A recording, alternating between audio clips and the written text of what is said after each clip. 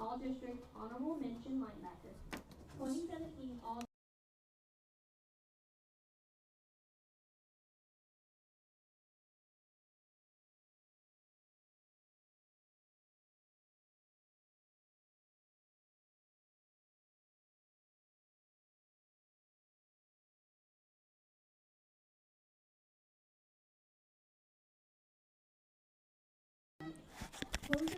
Check 1 2 1 2. Check 1 2 1 2. Check 1 2 1 2.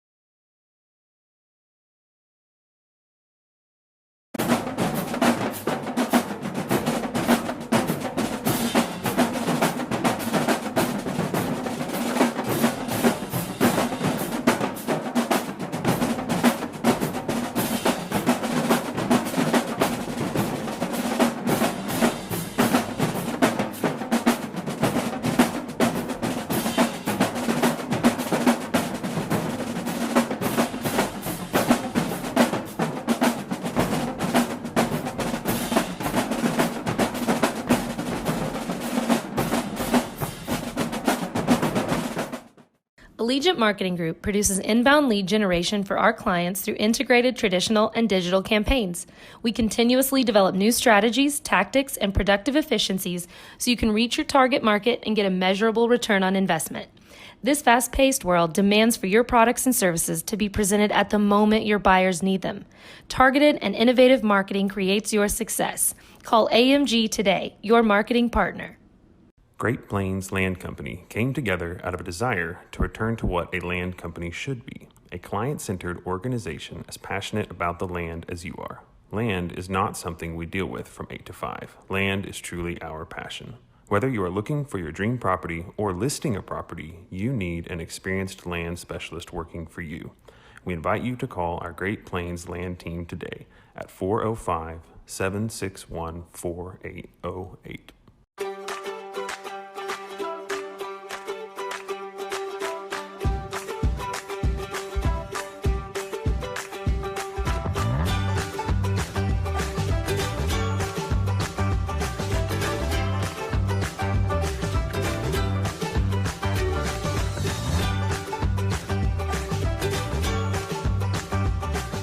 Stream like the pros with Squirtle Live. Find out more at squirtle.com/stream.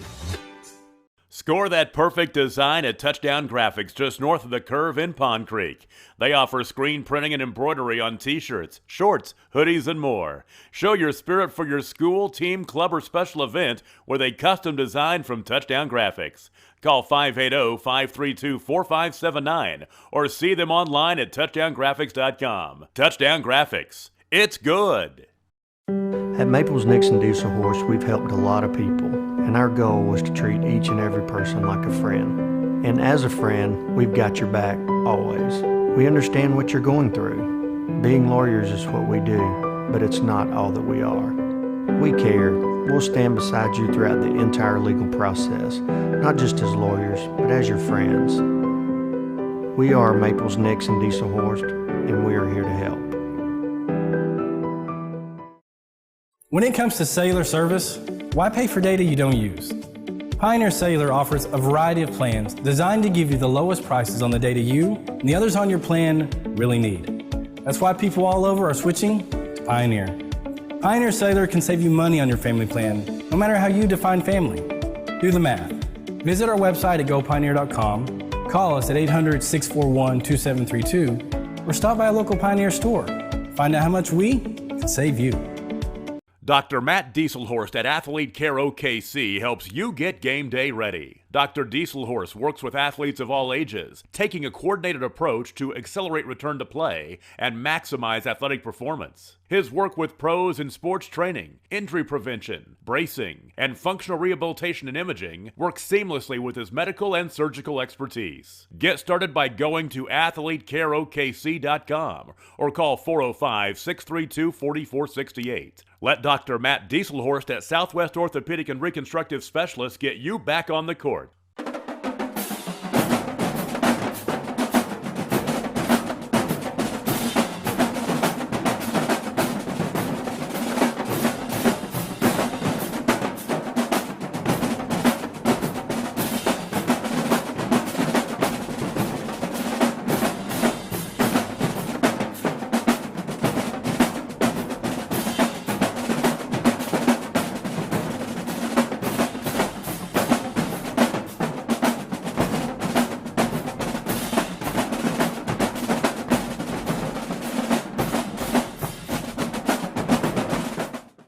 Allegiant Marketing Group produces inbound lead generation for our clients through integrated traditional and digital campaigns.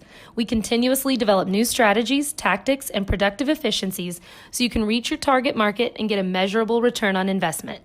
This fast-paced world demands for your products and services to be presented at the moment your buyers need them. Targeted and innovative marketing creates your success. Call AMG today, your marketing partner. Great Plains Land Company came together out of a desire to return to what a land company should be, a client-centered organization as passionate about the land as you are. Land is not something we deal with from 8 to 5. Land is truly our passion. Whether you are looking for your dream property or listing a property, you need an experienced land specialist working for you. We invite you to call our Great Plains Land team today at 405-761-4808.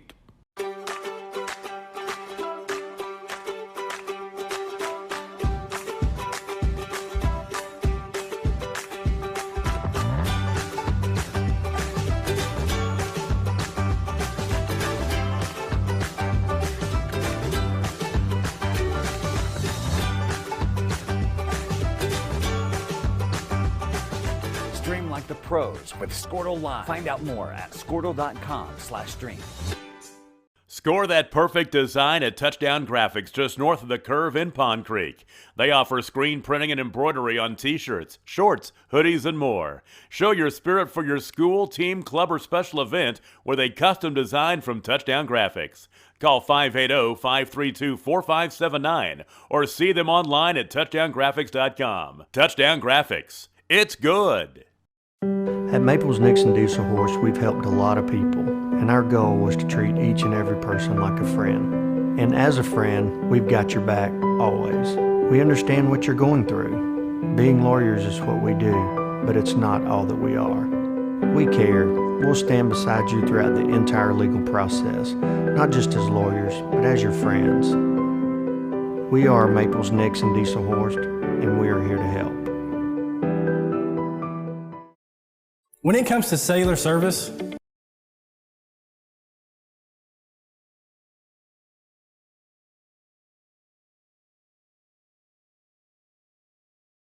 Here we go. All right. Welcome to Watonga, Oklahoma. It's Chris and Nima here with another night of Cashion Wildcats TV here as the Cashion Wildcats, number one ranked Wildcats, will be taking on your, the local Watonga Eagles. We're going to change the format a little bit today. It is cold and rainy. We're fortunately here in the press box. We've got our man Caden LaFortune on the camera today, and we're going to be giving you some insights here since the camera is nice and dry. But we're going to go through our pregame here in a second, Chris, and then we'll get started here as we've got senior night here in Watonga. So I guess as we take a look, again, welcome back. To Cashion High School football here on Cashion Wildcat TV on Squirtle. I'm Nima Nabavi. I'm very excited to be broadcasting tonight from Watonga as your number one ranked 6-0 Cashion Wildcats are on the road here in District A3 clash against the Eagles of Watonga High School. Joining me tonight is my man right here, the beauty, the face, and the voice. I don't know about that. Here on the color side of our broadcast, my partner Chris Gibson. Chris, with 3 games remaining in the regular season, this is the third of 6 district games for the Wildcats, coming off a complete beatdown of OCA. last Friday. Tell us what our Wildcats should expect with the home team Watonga. Let's see. I just want to make sure my sound looks like everything looks good. I hadn't done a check yet on it. Well, just looking at all of the stuff that I've kind of gathered over Watonga over this past week, I mean, they're going to be playing like a team like their playoffs are at stake, This isn't a must-win for them to make it into playoffs, but it's close. They're 4-3 on the year. They're 1-2 in the district, and they'll need to win 2 of their next 3 games to even make it into the postseason. So this should have the Eagles playing with some extra incentive, knowing that winning not only means they may have a great chance of making it into the playoffs, but winning also means they just knocked off the number 1 team in the state. That's right. On senior night. On senior night. So they have lots of incentive to play, the best they can tonight. On offense, they run a triple option offense, and that right there, they'll be able to keep the Wildcat defense off balance. Hopefully they can, that's what they're wanting, is keep the Wildcats off balance. They want to, have long, sustained drives, keep the ball in their position and not in the hands of our, the Wildcats' high-powered offense. That may be almost their best defense that they can play tonight, But it kind of sets up tonight. I didn't really have this in my notes, but a cold, wet night. Yep. Running the ball is going to be something that's going to play into their hands. Definitely an equalizer. That's what they want, is to slow this game down, keep the ball on the ground, have them, run long, have long sustained time eating clock eating drives, and that's what they're going to be looking forward to tonight, as far as maybe getting an edge on the Cashion Wildcats tonight. Well, tell us a little about some of the players to keep our eyes on as we think about Watonga. Obviously, we see a lot of seniors out there tonight, a lot of seniors on the roster, on the starting lineup. What do you see in terms of, for the folks watching at home, maybe never seeing Watonga before, what to look out for? Yeah, keep an eye out on the offensive side of the ball. Keep an eye on number 7. He's a senior. He's Michael Riza. Riza has run this offense for 2 years now. Yep. He's very good at this at running this triple option. He's smart. He knows the reads. He knows how to get a guy moving one way, and then he can cut the other. And that's one of his big skills, is his quickness, his speed. If he sees a hole, he's gone. He's going to hit it and chomp the yards up and get down the field. As far as on the defensive side of the ball, you want to watch out for number 2. He's a senior, Dalton Laird. He is kind of their leader on that Eagles side of on the defense, for the defense, and he'll come down. He'll quick. He'll find the ball, and he's a good, sure tackler. He gets to the ball quick, and he, a lot of times if he gets to the ball carrier, he gets them down. They don't break the tackle, which is a big thing whenever you're going against the offense like Cashion, where there's lots of guys out in space. I don't usually have 2 guys to watch on defense, but they've got a junior, number 57, Kyle Brown. He's a big kid that will wreak havoc on that front line. He's, just watching film on – I didn't really get to see any of his film from this year, but I watched a bunch of his film from last year. And he's just a big kid that can get off the line quick, get into the backfield and just cause trouble. And, if we're trying to pass the ball, we've got to keep him contained to give Ben some time to throw the ball. And if we're running the ball, we want to be able to control him and move him where we need to move him to get holes open, which I think our big boys up front will do a good job against him. But he's one guy that our offensive line is going to have to watch and kind of keep contained. All right. So, Chris, I get a lot of people coming to me during the week, right, in terms of the broadcast. I'm sure you do. I tell you, just going back and rewatching and listening, your breakdown of the teams that we play are fantastic, and they really do come to fruition. And certainly, if you're not taking the time to come on the pregame, you're really missing out on a big part of this whole entire broadcast in terms of helping you really enjoy what's going on. So, Chris, again, another fantastic rundown of the home team Watonga Eagles here on senior night. So, as for Cashion, right, the Wildcats are coming off another monster blowout in district play, beating Oklahoma Christian Academy 82 to 6 actually, and it was It was a 49-0 lead after the first quarter. The Cats, again, found themselves calling their shots and doing basically whatever they wanted in all three phases of the game. We have to continue to start with defensive side of the ball as the Stingy Boys in gold and maroon, right, as they held the high-flying OCA offense to only 6 points and a total of 156 yards on 51 plays. And if you're doing math at home, that's a pretty good day. That's a pretty good day. The night belonged to this night to junior Justice Broadbent, our player of the game, who accounted for 2 pick six, not 1 but 2, was highlighted in the Oklahoman as a potential player of the week in high school among all classes. And also, believe it or not, besides getting two pick sixes, he also led the team in tackles with 6. It's a great night for the junior. Joining Justice in the interception party, there were 5 total that night, were seniors Bryce Miller and Alex Nabavi, as well as sophomore Gavin Phippen. And Gavin had his hands on several balls that night, definitely as he was being targeted by the OCA offense, and did a great job all night to disrupt and bat down balls. With the OCA passing game with OCA almost passing on almost every down, senior Hayden Aaron and sophomore Lane Lagasse, the DBs, definitely were busy that night. Senior Hayden Aaron had 5 tackles, and Lagasse followed up with another 4 to top out the top 3 that night. Our usual suspects of Bryce Miller and Caden Harrell were quiet. When you're throwing the ball and trying to go deep every time, that certainly puts pressure on the DB and an opportunity for us to see some of those other guys come out with some good That's a big part of our quality of deep, team that we have. If those 2 guys make all the tackles all the time, but hey, that game we had to have those other guys step up, and they did. It was a good one. Again, 82-6. There's not a whole lot to complain about. No. On the offensive side, it was a complete one-sided affair as Cashion did whatever they want, amassing 10 touchdowns. Say it again, 10 touchdowns in just basically 3 quarters of play. Starting with the pass game, sophomore Ben Harmon, he's getting better every game. What does Shaq say? He said he just needs reps. He's going to get better. It's about the next game to the next, and he's certainly done that as a first-year starter this season. He basically dissected the OCA secondary, going 12 for 18, again, a short field, 177 yards. He had 4 passing touchdowns. He added 1 on the ground to 1 interception, which I thought was still a good play on the OCA side of the ball. Working with the short field again, Ben had plenty of time to find 5 different receivers. Leading the receiver corps again was senior Alex Nabavi with 4 catches, going for about 80 yards on 2 touchdowns. He had a nice jet sweep, a couple jet sweeps, and a nice little play there in the corner of the end zone. Right behind Alex was junior Brexton Green. Good to see him come back after that injury, hauling in 4 catches for 72 yards. Green also had a 57-yard rushing touchdown there, I believe late in the second quarter. That definitely was a nice add for him and the team. However, the catch of the night, you remember, made national news on Huddle on Twitter. Big Collier. Big Collier was it belonged to senior left tackle Brandon Collier. Brandon Collier facing a 3rd and down from the OCA 22. Basically, Cashion showed a power right look, did a little throwback to him to the left, and not only did he break 1, 2, 3, 4, 5 tackles, he made a couple moves and went in basically on his feet into the end zone, swarmed by his teammates. Again, it made national news on Twitter, and what do they call those, big boy touchdowns? Big boy touchdowns. Big boy touchdowns.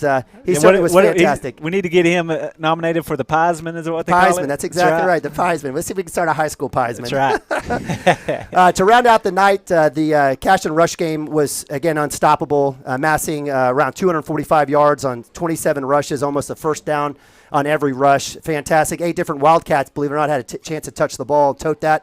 And it was led by senior TJ Roberts, 10 rushes for 74 yards and 1 TD. Of course, junior Caden Harrell can't be left out. The junior added another 46 yards and a touchdown, along with senior Bryce Miller. After a pick 6 was called back, was able to come back out and score a nice little 11-yard run for a touchdown there to kind of fold out the scoring on the evening. All in all, it was a memorable night for several players as the Wildcats continue to build a 6-0 record and statistically one of the top offenses and defenses among all classes here in football in Oklahoma. Now, I know Shaq doesn't care about stats, but for us guys here commentating, we love it. And the fans, they want to know. They want to know where it's at.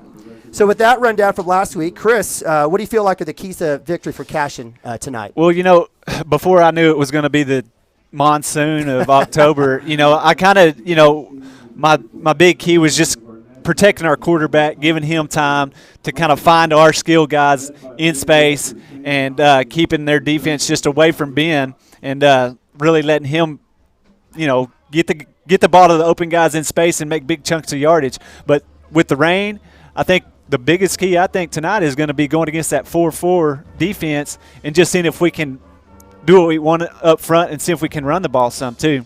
On defense, key to the game for the Wildcats is stopping that triple option. The key to stopping the triple option is for everybody to stay home, do their job, take care of their responsibilities, and make sure not to get caught up in any misdirection.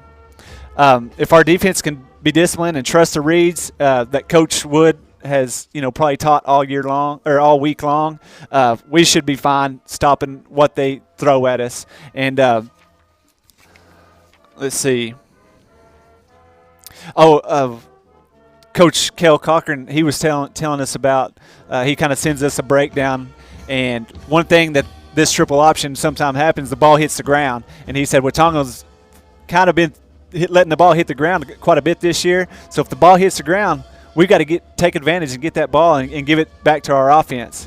So if we kind of keep those things roped up and meet those keys, I think we should handle this Watonga Eagle team pretty fairly easy. All right, so as we round out the national anthem and God Bless America, at this point, I'd love to kind of get your predictions, as we always do. What do you think in terms of final score here in Watonga, in beautiful, rainy Watonga, Oklahoma? Hey, rainy or not, I think we're going to put up points, and I think it's going to be 54 Cashion, Watonga 7. Okay, I'd love to see it. All right, as always, and you've been pretty darn close this year, so I'd love to keep that going, and maybe we can end the season by going out to Vegas. So with that, we're going to cut back to the field. Thank you guys so much for joining for this pregame. It's sponsored by us.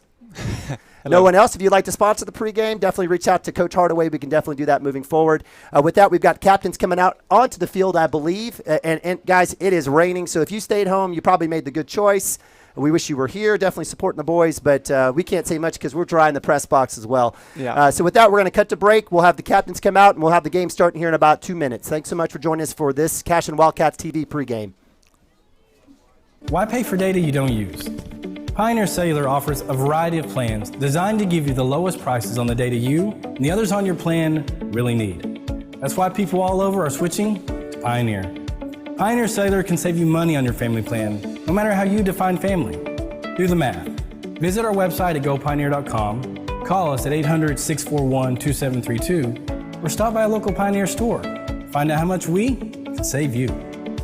Dr. Matt Dieselhorst at Athlete Care OKC helps you get game day ready. Dr. Dieselhorst works with athletes of all ages, taking a coordinated approach to accelerate return to play and maximize athletic performance. His work with pros. All right, welcome back. Thanks so much. We're back here in Watonga, Oklahoma. Definitely the captain's coming out. And I don't know if you can tell, but it really is coming down. It is not dry. It's going to be a wet, sloppy night. We certainly hope the boys brought a pair of socks to change at halftime, but certainly it's going to be a definitely wet one coming out. So as we see, you can't see on the camera, but we have Watonga. It looks like all the seniors for Watonga will be coming out as captains. Captains for the Cashion Wildcats, your number one ranked 6-0 Wildcats. From left to right, we've got senior Ryan Baker. We've got junior Caden Harrell. We've got senior Colton Ogletree. We've got senior Bryce Miller. And in the back hanging out, we've got senior Alex Nabavi. We don't have names for the officials. Again, that's neither here nor there, but that's okay. Sometimes we like to give them a props by name. It was nice having it last week to know who we were praising or not praising. That's right. Going out for Watonga, again, all the seniors, but we've got number 2, senior Dalton Laird. We've got number 11, Dakota Brown, senior tight end DN. We've got number 76, Ethan Henderson, offensive line senior, and number 50, Wade McCrary, offensive line DN senior, out there for Watonga. Watonga is wearing their all reds, red pants, red jerseys, red tops, white helmets with black numerals. For your Cashion Wildcats, among the 47 different uniform options, we've got the Cashion Wildcats sporting their maroon and gold helmets, white tops with red and black numerals with black pants. They're going with the black pants today, which makes sense here, and going to save some laundry bills with the black pants here on a muddy night. Hey, Chris, what do you think about the field conditions right now? It looks like it's holding up okay. The boys went through pregame. It looks like it's draining off okay. I mean, what does it look like from your perspective? Yeah, I mean, just looking down there, it doesn't look too bad, but I didn't get here to watch them to watch them warm up, so I didn't get to really see what their footing kind of looked like. But, I mean, if they warmed up out there, there's not just really anything tore up too bad. So we'll see how it plays a toll on everybody's footing and see who's slipping and who's not here pretty quick. So Watonga has won the toss. They have, in most cases traditionally, have deferred to the second half, which most likely will be received. It looks like Cashion will be receiving. This field does run east to west, and from our perspective, left to right. Cashion will be receiving on the east side of Watonga Field. They'll be working and coming back towards the west to our right as they go out and get ready to jump through the tunnel. You know, as I think about this, how many bad weather games? Is this our first bad weather game? I think Prague was a little wet. It was the very first game of the year. Drumright. It was sunny, but it had just rained, and they had that crabgrass, and it was just basically mush. Yeah. This will be the first time in a long while. It was cold last week, but Crossing's game was a little chilly, but there wasn't windy, it wasn't rain, so it didn't. For the boys out there playing, it was probably just right. Absolutely. So as your Cashion Wildcats come out to the field, certainly going to be it'll be a fun night for us. Definitely anytime we're out here playing and watching high school football, it's a good day. We've got a few folks from the Cashion side as Caden kind of pans the visiting side. We've got a few Cashion folks. I bet a couple moms and dads and maybe a grandma or two. Definitely want to give I talked to a lot of people that we're coming, and then it was like, never mind, we're just going to watch y'all on the broadcast. Yeah, so. I got a lot of texts like that right around 5 o'clock. Hey, you all going to be filming? You all going to be? Yes, we are. We'd love for you to come out, but we totally get it. Again, we can't be jerks about it because we're sitting here in the Hey, but get on there. Get on the Cashion Wildcat football Facebook page. Let them know that you're supporting them and you're watching the games and you appreciate getting to see them and really support what they're doing out here. And Watonga Eagles will be taking the field. We'll be getting started here very shortly. Certainly from a standpoint, I know there's a lot of excitement. We definitely have 3 games. This is kind of that last third of the regular season, right? So we've got Watonga leading with home games with Crossings and senior night at Maxon Field against Minko, against one of them very highly ranked opponents. Definitely a big-time district battle. If we take a look here in terms of thoughts around playing in wet weather in the mud, think back to your days playing, Chris. What are some of the things that maybe the coaches should be thinking about as the Cashion Wildcats get ready to receive the kickoff? Well, back when I played, we had a kind of this option type offense, and our biggest thing was just trying to keep that ball dry and where our quarterback could have a good hold on it and make good pitches, good handoffs, and that kind of thing. So for both teams, we want to try to keep that ball dry where they can keep a good handle on it, and hopefully it'll kind of quit raining. If it does quit raining, you can kind of keep that ball pretty dry, and we'll be able to maybe sling it around a little bit tonight. Love to see it. So kicking off for Watonga, moving from right to left, is number 1, Aaron Perez, junior quarterback DB, 5'10", 150. Back deep as the usual suspects. In the middle, we've got senior Sam Brown, number 2, senior Alex Nababi to his right, number 13, and senior Hayden Aaron, number 1 to his left. And we'll have kickoff here shortly. Kick is high onside. It'll be going to Justice Broadbent with the catch. He has it to the 40. Spin move and push forward to right around the 45-yard line where Cashion Wildcats will be taking over 1st and 10. Hey, I don't even mind him catching it and trying to run. He, as fast as he is, if he could have, maybe made a couple more guys miss, he could have broke that for a touchdown. Absolutely. The guy is an athlete and certainly showed that last week for getting his 2nd and 3rd pick 6 of the year. So coming out for Cashion at the 45, 1st and 10. Cashion showing their 2-by-1 look here with pistol formation. Junior Caden Harrell behind sophomore Ben Harmon. We've got Bryce Miller at the sniffer position. Snap, handoff to Caden Harrell up the middle. He's got a hole to the 50, looks like to the Watonga 48-yard line for a nice gain of about 7 yards. Hey, just start out running the ball when it's wet like this and a kind of a cold night.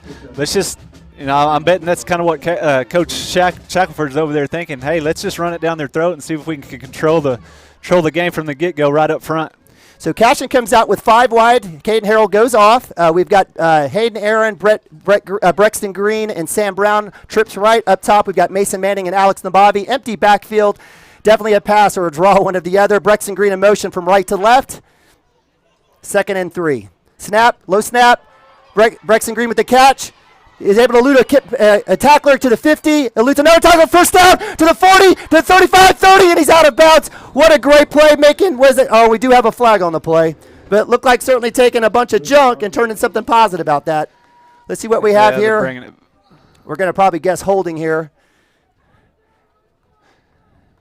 Yeah, pretty much on that. I mean, I know there's a flag down, but Brexton made that play happen. You know, he got the ball kind of late, and the guy was there, and just his quickness got away from that the defenders there and made a big play. Let's see what our call is here. We do have holding on Cashion, so that'll mark that ball back about 10 yards from the 41-yard line. So it looked like it will go to, it looks like back to the 46 or 47, almost back to the original line of scrimmage. So that'll bring up second and about 9 after that would be first down.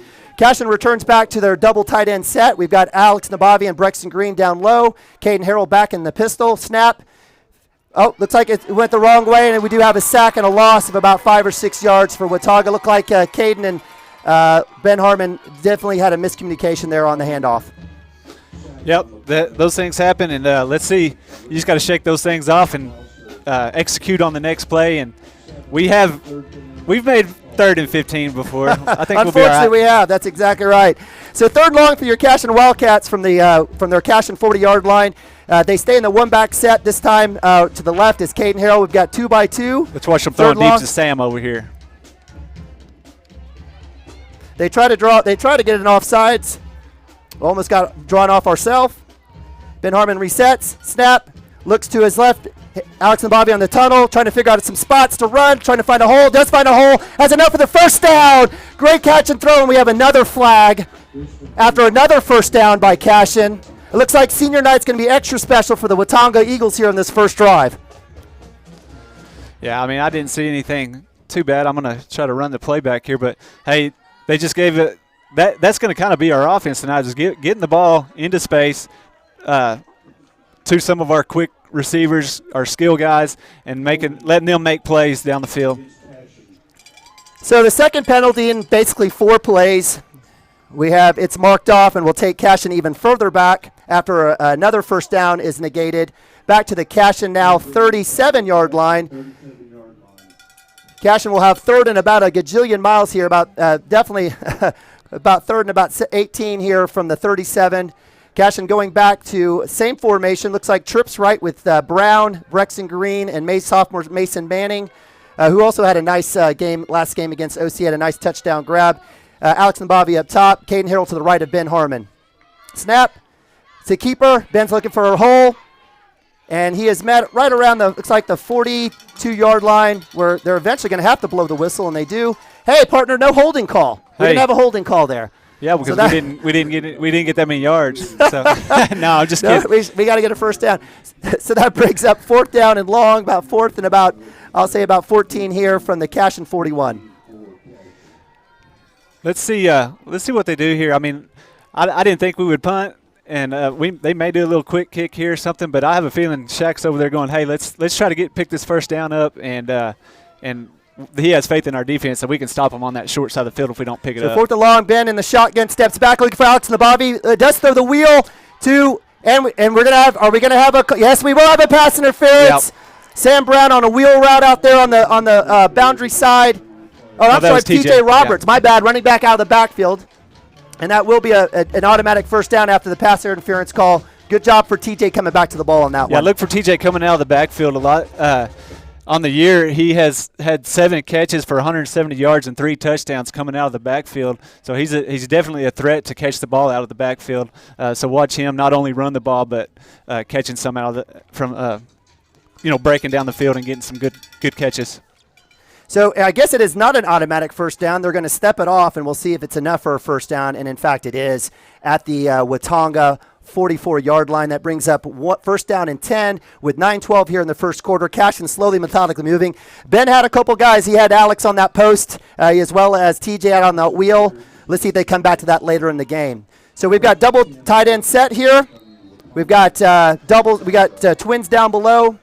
It's like TJ Roberts in the pistol. We'll get the handoff, goes left, back up the middle, find a room, pulls forward for about a gain of about 4 or 5 yards. Nice little run there by TJ, the junior. Yeah, that was good. Coming off the ball over there by who is that? Who's 63? Is that Quinlan Priest? Quinlan Priest, that's right. He blew off the ball. He blew off the ball and had his guy 5 yards down the field. So if we can get that kind of a push, we're going to be fine. We're going to move the ball right down the field. So second and about 6 from the 45 of Watonga. It's a pitch out to the right. TJ looking for room. He's got a hole. Cuts it back out to the right. Great block. 30, 20, 15, 10, 5. Touchdown, Cashion Wildcats. Great run, great toss, great blocking. Cashion gets on the board on a nice little scamper by senior TJ Roberts. Oh yeah, there was huge blocks all the way down the field right there for TJ, and all he did was he just outran and then made the guy there at the end, bounce off of him pretty much, and scampered right onto the end zone. Great run, great blocking, great execution by the offense on that play. Absolutely. So with that, with 8:33 left, Cashion is on the board. Brexton Green on the hold. Senior Hayden Aaron lining up the kick for the extra point. Aaron to attempt the extra point for the Wildcats. Kick is up, and it looks like it is good. And that is your Cashion Wildcats 7, Watonga Eagles 0. 8:33 left here in the first quarter. Hey, couple big penalties right there. Hey, we kept our composure, didn't really let it phase us much. Executed the plays that Shaq called, and just wound up moving the ball right down the field, and had a big play, got in the end zone. Exactly what you really want to do on the road, first drive of the game. So we had a little bit of mix there, but hey, listen, 2 penalties. That's been kind of the staple for us this year a little bit, right? Shoot ourselves in the foot. And with you, Chris, you almost called it basically, you know what, 4th and long, whatever. We'll take care of this. We've done it all year, and they certainly have. So with that, Cashion will be kicking off from the 40-yard line from our left to your right, east to west, back deep for Watonga Eagles. It looks like they've got 2 back. It looks like number I wish I could tell here. I'm going to guess number 10, Blaine Stratton, and number 4, Sebastian Whiteshirt, but I could be wrong. They must not have scouted our kicking game very good. No, it's number 8. I apologize. Number 8 for Watonga is sophomore Joe Jackson. I'll make sure to make that note. Here we go. Onside. Onside kick, high onside, and it does roll out of bounds at around the 45-yard line. Hey, we're good for at least one onside every game. We got to try it. Hey, I think Shaq likes doing that just for one. He has faith in our defense of stopping anybody on a short field, and for 2, let's jump on them quick when you're on the road on a senior night, and when a team is kind of like on the ropes, like I said before the game started. But they got the ball now. Shaq says, "Hey, Coach Wood, it's your turn. Let's stop them. Let's get the ball back for the offense." So with that, it'll be 1st down and 10 from the Watonga 45 for Watonga. They come out in their powerhouse. I call it the straight bone, right? Straight bone backfield. In the backfield, and so for Watonga, we've got senior Michael Reza, number 7, taking the quarterback helm. In the backfield, Joe Jackson, sophomore, Levi Denham, sophomore, and number 2, senior Dalton Laird. Handoff up the middle. Looks like rolls to his left. Ball carried. That was number 24, Levi Denham. The sophomore takes it for about a gain of about 2 or 3, which is basically right up their game plan, right? Get 2 or 3 yards on every down. But you saw right there, Justice was right on the ball. Like he tackled the ball really on that, trying to get it out of his hands, trying to get it back in our hands. Great. It's hard to sometimes find that ball whenever they're running that misdirection like that, and Justice did a good job finding it right there. So with 8:04 left, we've got 2nd and 7 here from the Watonga 47, 48-yard line. Looks like a double back set. Dive up the middle. Colton Softall right there. Gunnar Simpson. Basically a small short gain, maybe possibly a yard. Great play there by the D-line to get great penetration. Yeah, I think Colton almost took that handoff from the quarterback right there. He had the running back in his hands as the ball was being handed to him. So that brings up 3rd and long, and for a non-passing team, we'll certainly see how things are going. Lee Woody, thank you so much for the text. That was for you. Absolutely brings up 3rd and long, 3rd and about 6 here as they go to their offset I. Powerhouse backfield, handoff up the keeper with the quarterback. We got pursuit. Looks like he's going to have enough for the 1st down, and then he's pushed out of bounds out around about the 41-yard line for Watonga. That senior quarterback, Michael Reza. I certainly, as Homer Television pops out, certainly saw a hold, but that's okay. Great run and great action there on the fake dive up the middle and the boot out to the left. And just watching some of his highlights that's his favorite play. He gets somebody to bite on that fake handoff, and then he takes it and runs. And that's one thing we're going to have to stop. And I think as the game goes, we're going to learn from that and be able to stop him doing that. So first, we got a dive play again. Colton Southall is there, cleaned up by Colton Ogletree. Very minimal gain. That dive play certainly has been stopped fairly well tonight. Yep. But next play, they're going to try to run that, or they may try to run that, pull it, go out, and then either he'll keep it or pitch it. So you got to watch that pitch man also. You can't just key on the quarterback. And that's one thing that Coach Wood, I'm sure, has taught all week long of responsibilities. Who's got the running back? Who's got the quarterback? Who's got the dive? And that's one thing. As you go, in practice, it's hard to kind of replicate a team that actually does it. And so these first few plays, this first drive, they're going to fill it out, and I guarantee by the end of it, they're going to have every option covered. Well, you always talk about being responsible and sound, right, in the fit, in our lanes, staying at home. Certainly that will definitely be a key for us again tonight. It looks like we've got an issue with the chain over there on the far sideline. That would never happen in Cashion with our all-star crew of Terrell Frazee, Kyle Kastner, Todd Miller, and every once in a while Eric Williams. Looks like as they're tending to that, we still let you guys know we've got, again, 2nd and 9, 6:43 here in the first quarter. Watonga is driving, getting the ball at around the 45-yard line, working their way back across from right to left, west to east as they head towards the Cashion end zone. I definitely want to give a shout-out to Whitney Larimore out in Houston, down in H-Town. We've got a lot of folks. I know that Brett Green let me know about his nephew. His name is Turner Kuhn, who's back in the States serving out in South Korea. So we definitely love our active duty and veterans out there in the U.S. military. Welcome back, Turner. Glad to have you back, and glad to have you listening in on CashionWildcats.tv. Certainly feel free to text us. Yep, we got a few people from Cashion. I got a text from Chuck Cordis said he's watching. Lee Woody said he's watching. Shannon Greenwood said he's watching. So, hey, holler at us if you're watching. We'll give you a little shout out. So they're still working. Looks like they may have got the chain fixed on it. So with that little bit of timeout, it'll bring up now 2nd and 9, 6:43 left here for Watonga. And now they're back in there. Looks like more of a wishbone formation. We got a split down here down left, and he did move, and the play goes on. I don't know what the line judge is going to do here. He didn't throw his flag. He's going to give him a warning. A normal play like that, if anybody moves on the offense going forward, that's a false start. It was absolutely a false start, which should have brought up 2nd and 14, but with the result of the run, it is now 3rd and looks like about 3 or 4 yards from the Cashion 35. So Watonga goes back out. Michael Reza, senior under center, in that wishbone look. And looks like Cashion will be offsides. The line judgment was able to call that one. Was he going to give us a warning or no? No warnings for Cashion on that one. Okay. So the idea is, and again, remember, this is CashionWildcats.tv. We're allowed to do basically all we want except for curse, right? Or say bad things about Sammy Jackson, right? We can't say anything about Sammy Jackson. So that brings up first down for Watonga on this methodical, numbing drive as they've worked. And that's exactly what I was talking about, during the keys of the game, or something about Watonga is that's what they're going to try to do. They're going to try to eat up as much of this clock as they can, and they've already ran 3 minutes off just on this one drive. So with 1st and 10, Watonga goes right. It's like a handoff to number 8, and he's met right at the line of scrimmage and tackled by a bevy of Cashion Wildcats. Number 8 there, Joe Jackson, sophomore halfback, short gain. No gain on the play, 2nd down and 10 for the Eagles. And my son just texted me and said, please give him a shout out. So I got to give him a shout out. He wanted to come tonight, but with the rain, he said, I'm just going to stay at the house and watch, Dad. That's good for him. Slap that iPad on his lap and get after it. So we're talking now with 2nd and long. Comes back in their wishbone formation. Looks like full house backfield. Reza under center. Snap goes to his left. It's keeper. He's going to keep it. He's got a lane. He's got a hole. Brexton Green has to chase that. We'll have to have a chance to make a stop here.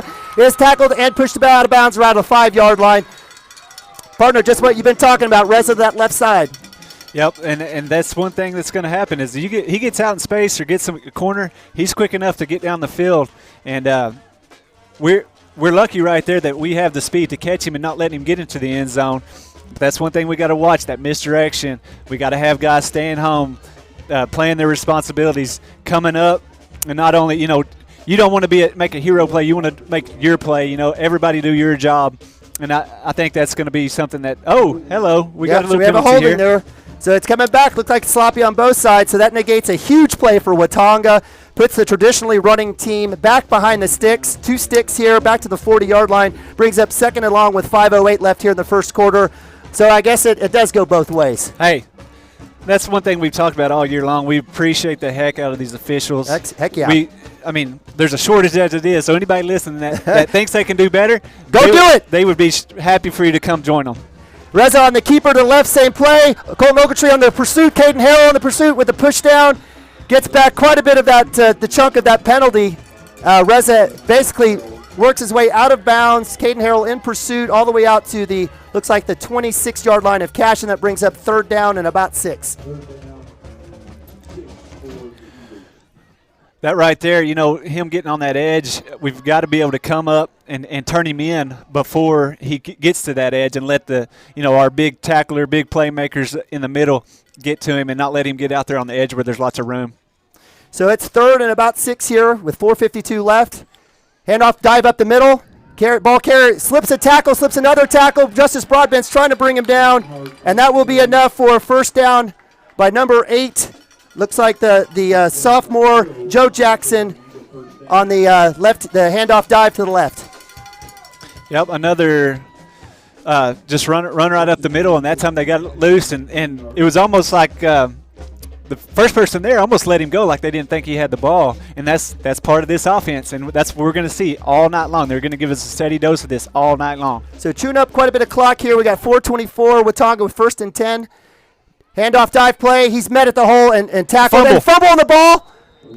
Looks like it is captured by the quarterback, Michael Reza, on a loss. Great hit, great swarm there by the Cashion defense. Looked like Colton Southall was the last one there to clean up on that fumble. Hey, and that's exactly what Coach Kel Cochran was talking about right there. They put the ball on the ground. We need to get those right there. Take advantage, especially on like a drive like this. They're eating up that clock. If they get down there and score, they've almost ran the whole first quarter down and tied the game. If we could have got that right there, we could have gone and scored. Boot play, Reza with the pitch, cuts back. He's met there, Sam Brown with the stop, and then met with a bunch of other Cashion Wildcats for a great tackle for a loss to bring up 3rd down and long for the Watonga Eagles. Hey, that's how Coach Wood wants to see it right there. We had the dive was taken care of. We had somebody, responsibility for the quarterback. We had the responsibility for the pitch man. Everybody was where they were supposed to be. Everybody made the play was there on their responsibility, and it was a tackle for a 5-yard loss. So that brings up 3rd and 15 from looks like the Cashion 24-yard line. Watonga showing their 2-back set, double tight ends. Michael Reza under center. We had movement, and they did call it that time. Yep. So with the movement there, the false start, illegal motion, whatever you want to call it. That 5-yard mark off will take the ball back to the Cashion 30-yard line. Will bring up 3rd and 20. I guess it'd be a good time right now to give out a big shout out to Pastor Greg. He said give Pastor Greg a shout out. So, hey, we appreciate him. He watches all the time and gives us feedback, and we appreciate that. He's actually very negative with me. He tells me I'm the worst. Hey, that's what is it? Critical? Critical, yeah. Critical. He's being critical. He's making you better. Greg has been very complimentary and definitely a great fan of Cashion Wildcat athletics. Certainly appreciate that, and certainly always willing to give it a shout out for Cashion First Baptist Church there, obviously in Cashion, Oklahoma. Well, hey, we're down to 2 minutes 57 seconds. When did they get the ball with 9 something on the clock? About 9 minutes, yeah. So it's they've chewed the clock up pretty nice here. They've done what they needed to do to slow down this game and keep it short. Yep, and then that's exactly what their game plan is. I don't know if anybody really pays attention to any other teams around the state, but is it 5A that Piedmont, Carl Albert had a 40-something game win streak, and the way that Piedmont beat them a couple weeks ago was they ran this option, run the ball, eat the clock up. I think Carl Albert had the ball twice in the whole first half. Yeah, it sounds like the OU Army game from last year as well. Yep. Well, certainly the game plan is working for Watonga. They are facing a 3rd and 20 with 2:57 left here on the Cashion 29-30-yard line. I guess if you're Watonga, you're probably trying to get maybe half of this, right, and make it manageable for 4th down. Yeah, I mean, I don't know if they've thrown the ball much at all this year, but I'm betting they keep it on the ground here. Like you said, try to get half of it back. Try to get Reza on the edge and get him down the field and get a bunch of this back. Snap. Fake. Reza keeps it, and he's met. Looks like definitely miscommunication. Cashion takes advantage of it, and he'll bring up 4th and long. Yep. A lot of for coming out of a timeout there, you would think that everybody would have been on the same page, but for the good of the Cashion Wildcats, the Eagles really didn't look like they knew where they were going with that, and we took advantage and tackled for loss and big 4th down play here. Let's get the ball back and go score. So with the clock running here with 2:26 left in the first quarter, Watonga facing 4th and 20 at around the 30-yard line, showing their standard wishbone formation. Reza back to pass, looking to throw, still looking to throw, lets it go. Turn around. He's got someone turn around, and had the receiver had the ball. Looked like we had a couple of defenders over there. Looks like Alex Nabavi, corner, as well as was that Sam Brown had a chance at the ball. And that will go incomplete on the floor of on the ground in the end zone. Cashion will be taking over 1st down and 10 at the Cashion 30-yard line. Yeah, let's keep an eye on Alex there. He kind of jumped and looked like he may have pulled his groin, kind of holding his groin there going off the field. Well, he's going to stay in. So, but we may need to keep an eye on see how that affects him going forward. So with 1st down and 10, we've got twins up top and down below. Caden Harrell to the right of a shotgun. Ben Harmon. Standard formation here we've got Brexton Green in motion, coming back. Snap. Looking back to Brexton Green. It's caught. He's met. He breaks a tackle to the 35, almost and is pushed out of bounds right around the 37-yard line. Great individual effort there by Brexton Green as he claps it out to the Watonga defender. Yep, that's the second time Brexton has been pretty much hemmed up, and just he's so quick, can cut, and has got that good speed, that good burst, and got 6 more yards after he caught the ball and got turned around there. So with 2nd and 4 here with 2 minutes left, Caden Harrell to the left, the shotgun Ben Harmon, 2-by-2 here from the 35-yard line of Cashion. In motion comes Alex Nabavi. Ball on the ground. He's got a chance. He looks across the field. Oh, my goodness. What is happening? Pickoff, interception. Get there, Watonga to the 10, 5, chase down, and he's in. So linebacker number 8, Joe Jackson, sophomore, turns around and says, look what I found, was able to make the catch. The pass was intended, looked like, for Alex Nabavi on a crossing route. Ben Harmon, not sure what happened there, shorted that out. Watonga takes advantage of it, returns it for a pick 6, that all the way back in with 1:50 left here in the first quarter. Watonga on the board. Cashion 7, Watonga 6. Well, it looked like, right from the beginning of that play, the ball was kind of skidded back to him. Probably got a little wet. And then all the timing was off, right? So Alex was coming across there. Alex kind of broke deep because all the defenders kind of broke up.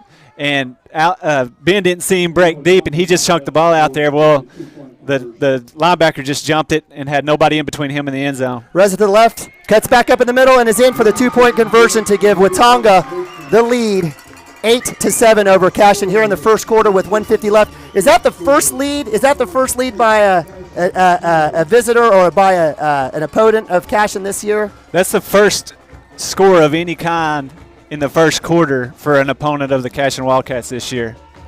So with that, with 1:50 left, Cashion essentially a first quarter come from behind scenario, 8-7 Watonga. Crowd's going crazy here in Watonga on senior night. Big play there by the sophomore, number 8, Joe Jackson, to return the Ben Harmon pass all the way, basically about 35, 40 yards for the pick 6. Cashion will be returning, moving from left to right on a sloppy night. Kicking for Watonga is number 1, Aaron Perez, the junior. Back deep for Cashion. Sam Brown, senior in the middle, number 2. Alex Nabavi, number 13 to his right, and senior Hayden Aaron, number 1 to his left. I imagine another high onside, or do you think they're going to try to kick one deep here? I have a feeling they're going to try to keep it probably one of the onsides, just so we don't have a big play right after their play. You don't want to have a big run back. We'll see what they do here. They do go high onside. Justice Broadbent is there. Catches at the 32. Cut up to the middle to the 40. Runs into 2 players for Watonga. Gets it right across the 40 to the 41-yard line where Cashion will take it over. First down and 10 with 1:43 left here in the first quarter. All right. Let's answer. Hey, we had a little bit of adversity. First, like you said, first deficit of the year. Hey, we have first deficit of the first quarter of the year. We were down by 1 point going to in CHA. Hey, they're not going to panic. They're going to do their thing. They're going to execute. We're going to go down the field and get the lead back. So, empty backfield. Brexton Green in motion. We've got trips up top. We've got twins down below. Snap. Looking to Brexton Green. Gets a block there from Mason Manning. Another block from Alex Nabavi. Brexton looking for some room to 35, 50, 45, 40. And he's pushed out of bounds. Great run and catch there by Brexton. He's having a great game for us early on. Hey, that's just a great, get out in the space. Brexton's quicker. Brexton's faster. Brexton can break tackles, get him the ball and get him on the edge, and let's let him get down the field and make big plays. So the pass and catch from Ben Harmon to junior Brexton Green is enough for a first down. Gets the ball into Watonga Terry at the 47. Cashion stays in an empty backfield. This time Alex Nabavi in motion in the backfield. Most likely going to be a run and a give here. Alex Nabavi does get it to the right, cuts back to his left, up the middle, breaks one tackle, breaks another tackle. He's basically bobbled up. Looks like it's a nice little gain of about 5 yards. Bumping and grinding. I have to take that back. bumping up against Watonga defenders. I know we're going to get a couple texts on that one. You're welcome. Brings up second down and 5 for Cashion. Yeah, that play just getting him right up the middle there and letting him cut and move and keeping those inside guys honest, and he got 5 yards out of it. Brexton Green now comes back in 2-by-2 set back in the backfield. Brexton Green with the handoff goes to his left, chased down by number 11 for the tackle. Great play there by Dakota Brown, the senior D-end for Watonga. Brexton Green on basically no gain on that give to the left. Yep, kid just came off the edge there and made a great play, come downhill and caught him, without him even knowing he was there. Great play by the number 11. Number 11. What's his Dakota Brown. Dakota Brown. Yep. So that brings up third and about 5 from the 42 of Watonga. Cashion comes back in their full house double tight end set. Caden Harrell is back in the play, and we do have a flag. We got false start. Cashion will now will make it 3rd and 10. So I was going to ask you, we saw Brexton Green with a little toss and some run. Alex Nabavi comes in. Is this a time where we just start to pound the rock with Caden Harrell? Is that what we do here, and maybe T.J. Roberts? Yeah, I mean, here's the thing: we've got the guys up front to block and get 5-6 yards at a pop. A game like this where everything's wet, everybody's cold, it may be the best option just to get it to them and let them pound it down the field. So snap, keeper by Ben Harmon, finds a block, finds a seam, gets up forward for about 4 yards, 3 or 4 yards. That'll bring up 4th down for the Cashion Wildcats from, looks like, the 43 or 44 of Watonga. With 5 seconds left in the first quarter, that'll be enough, and that will be the end here in Watonga. It is your Cashion Wildcats 7 and your hometown senior night Watonga Eagles on a rainy, crazy, muddy night 8. Well, hey, it's gonna be a tough fought game the whole night. When it's cold like this and it's rainy, you got a fired up team over here that is almost a must win for them, and they have nothing to lose going against the number 1 team. Hey, they're playing loose. They're getting out there. They're having fun. They're trying to knock off the number 1 team in the state on the way to trying to make it into the playoffs. There's going to be a tough team to beat. It's going to be one of those games that we're going to grind it out. Maybe have to run a little more than what we normally do. Not going to score as quick as we normally do, and not panic and just execute and try to keep them contained and get the ball back and keep things going in our favor. Kind of get that momentum back in on our side. So we have the start of the second quarter here in Watonga. 12 minutes is on the clock here as we work towards half. Cashion and their whites and blacks will be coming out. They'll be having the ball. They have the ball at the 42-yard line of Watonga, facing 4th and 6 from about the 47, 48-yard line. Cashion is going to show a double tight end set, or a tight end set here. We've got Caden Harrell to the left of shotgun Ben Harmon. Snap, fake, come back to Alex Nabavi, catch, And that's enough for first down. Sure-handed Alex Nababi comes up and gets the first down that Cashion needed and silences his crowd. Hey, that was a great route by Alex. He knew exactly where the sticks were. He ran his guy off. The guy's playing man coverage. He runs the guy off, has him on his heels, breaks it off right at the sticks, turns and makes the catch, and Ben makes a good solid throw. Kind of get him in a rhythm right there too. First down, move the sticks, and gives us another 4 downs. Bryce Miller stays in at tight end, shotgun. Caden Harrell to the right, toss pitch. This is another big run from last time. Caden Harrell looking for some room, cuts it back up, and bowls forward for about a gain. It's a tough spot there, but a gain it looks like of maybe about 5 yards. Nice little run there by Caden Harrell to the right. Yeah, Caden was kind of going outside there, and he saw a little hole, and he just stuck his head in there and got 4 quick yards.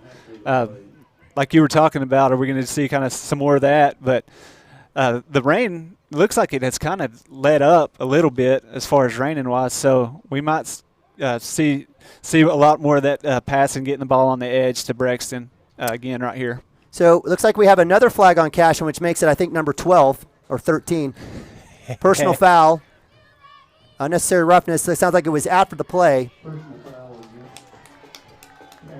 So that's a big mark off for Cashion. Certainly significant mark off. So it will now, and because I believe it was after the play, it's now second and long. Let's see if it was during the play. It looked like Harley was driving the kid all the way down the field. He had him drove down the field like 15 yards, and the whistle blew and he was still driving him. Well, I think that's where they caught him. So it does remain first down and long from the Cashion 44, or from the Watonga 44 snap. Handoff to Caden Harrell to the right. Cuts up, got a huge hole, has a lane. Cuts up, keeps his feet, still moving, and he's going to go all the way for a Cashion Wildcats touchdown. Big time run by Caden Harrell. 44-yard run on first and long. Hey.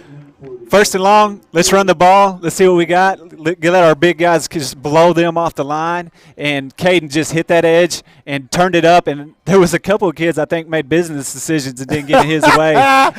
Great run by Caden. Way to get out in front and get to the end zone. So with that, Cashion gets on the board again. On the field for the extra point. They will be going for the single-point extra point. We have Brexton Green Jr., number 10, on the hold. Senior Hayden Aaron with the kick. Snap, high snap, kick is up, it is blocked. Go get it. Oh, I and guess with high school you cannot do anything okay. after a block, so that kick is blocked. And so with that, missed extra point, blocked extra point, it is Cashion 13, Watonga 8. Yeah, on with that touchdown, 11:23 left. On that touchdown, we had a couple guys pulling right there and getting on that edge, and we had, I think it was Ron Baker out in front of that convoy just laying blocks down and really busted Caden open for that touchdown. So we talked about bringing the horse back out, right? The bull, the horse, the dog. Bringing out Caden Harrell back out there, letting him see what he can do, and certainly that's what they got. They got a steady dose of dose of that run game. That's one thing I remember playing is on a cold night and you got a big running back to tackle. That's one thing. It does not feel good. And by the end of the game, it's almost like, do I really want to throw my body out there when it's cold and hurting already and try to bring this big guy down? And I don't think Watonga is going to let up at all, but I'm just telling you, it gets in people's heads when they're going against somebody that big running that fast on a cold night. Right here before this kickoff, I've got to give Maddox another shout-out. I guess he did not hear me, and he's blowing my phone up. We got to give Maddox taken Good care Lord. of. So kicking off for Cashion, Hayden Aaron goes deep this time. High kick to the right edge. It will go out of bounds. Had a chance to stay in bounds. That was actually a nice kick. I was wondering if we were going to go deep. Looks like Watonga will take the ball over at the Watonga 35-yard line. Yeah, I was wondering if they were going to try to take a shot at getting it over their heads because their deep guys are only at about the 20-yard line, and Hayden Aaron, he's got a leg enough to carry almost to the end zone, and that time he had just a little bit too much of an angle on it, and it got out of bounds on him. So with 11:23 left here, we're probably going to see another steady dose of running here by Watonga, try to milk the clock and work their magic. They do come to the line set. Looks like they are going to be in a double back set. Senior Reza under center. Handoff to the right. Cut back, and he's met for basically a loss of 1 yard line. That was, I believe, was that Dalton Laird, number 2, Yep. the senior, 6'2", 205 senior running back for Watonga. On the tackle was a bunch of Cashion players. And I talked about Laird in the pregame on the defensive side of the ball. He's going to have a big he's a big load to take down on the offensive side of the ball too, and they give him the ball quite a bit on some of those dives up the middle, or he's the kind of the pitch man on some of those option plays. So Watonga is staring at 2nd and 11 from the 34 with 10:47 left. They do split one receiver out. They do show tight end, double tight end set, double running back. Cashion creeping the line, handoff to the left. Sam Brown there, and the running back slips, but Sam Brown was there for the cleanup and would have made the tackle for sure for another loss for Watonga. Yeah, as I said a while ago, the kind of looked like it let up. Well, it's picked back up. It is coming down now. I mean, I don't know if you can tell it on TV or not, but it's coming down.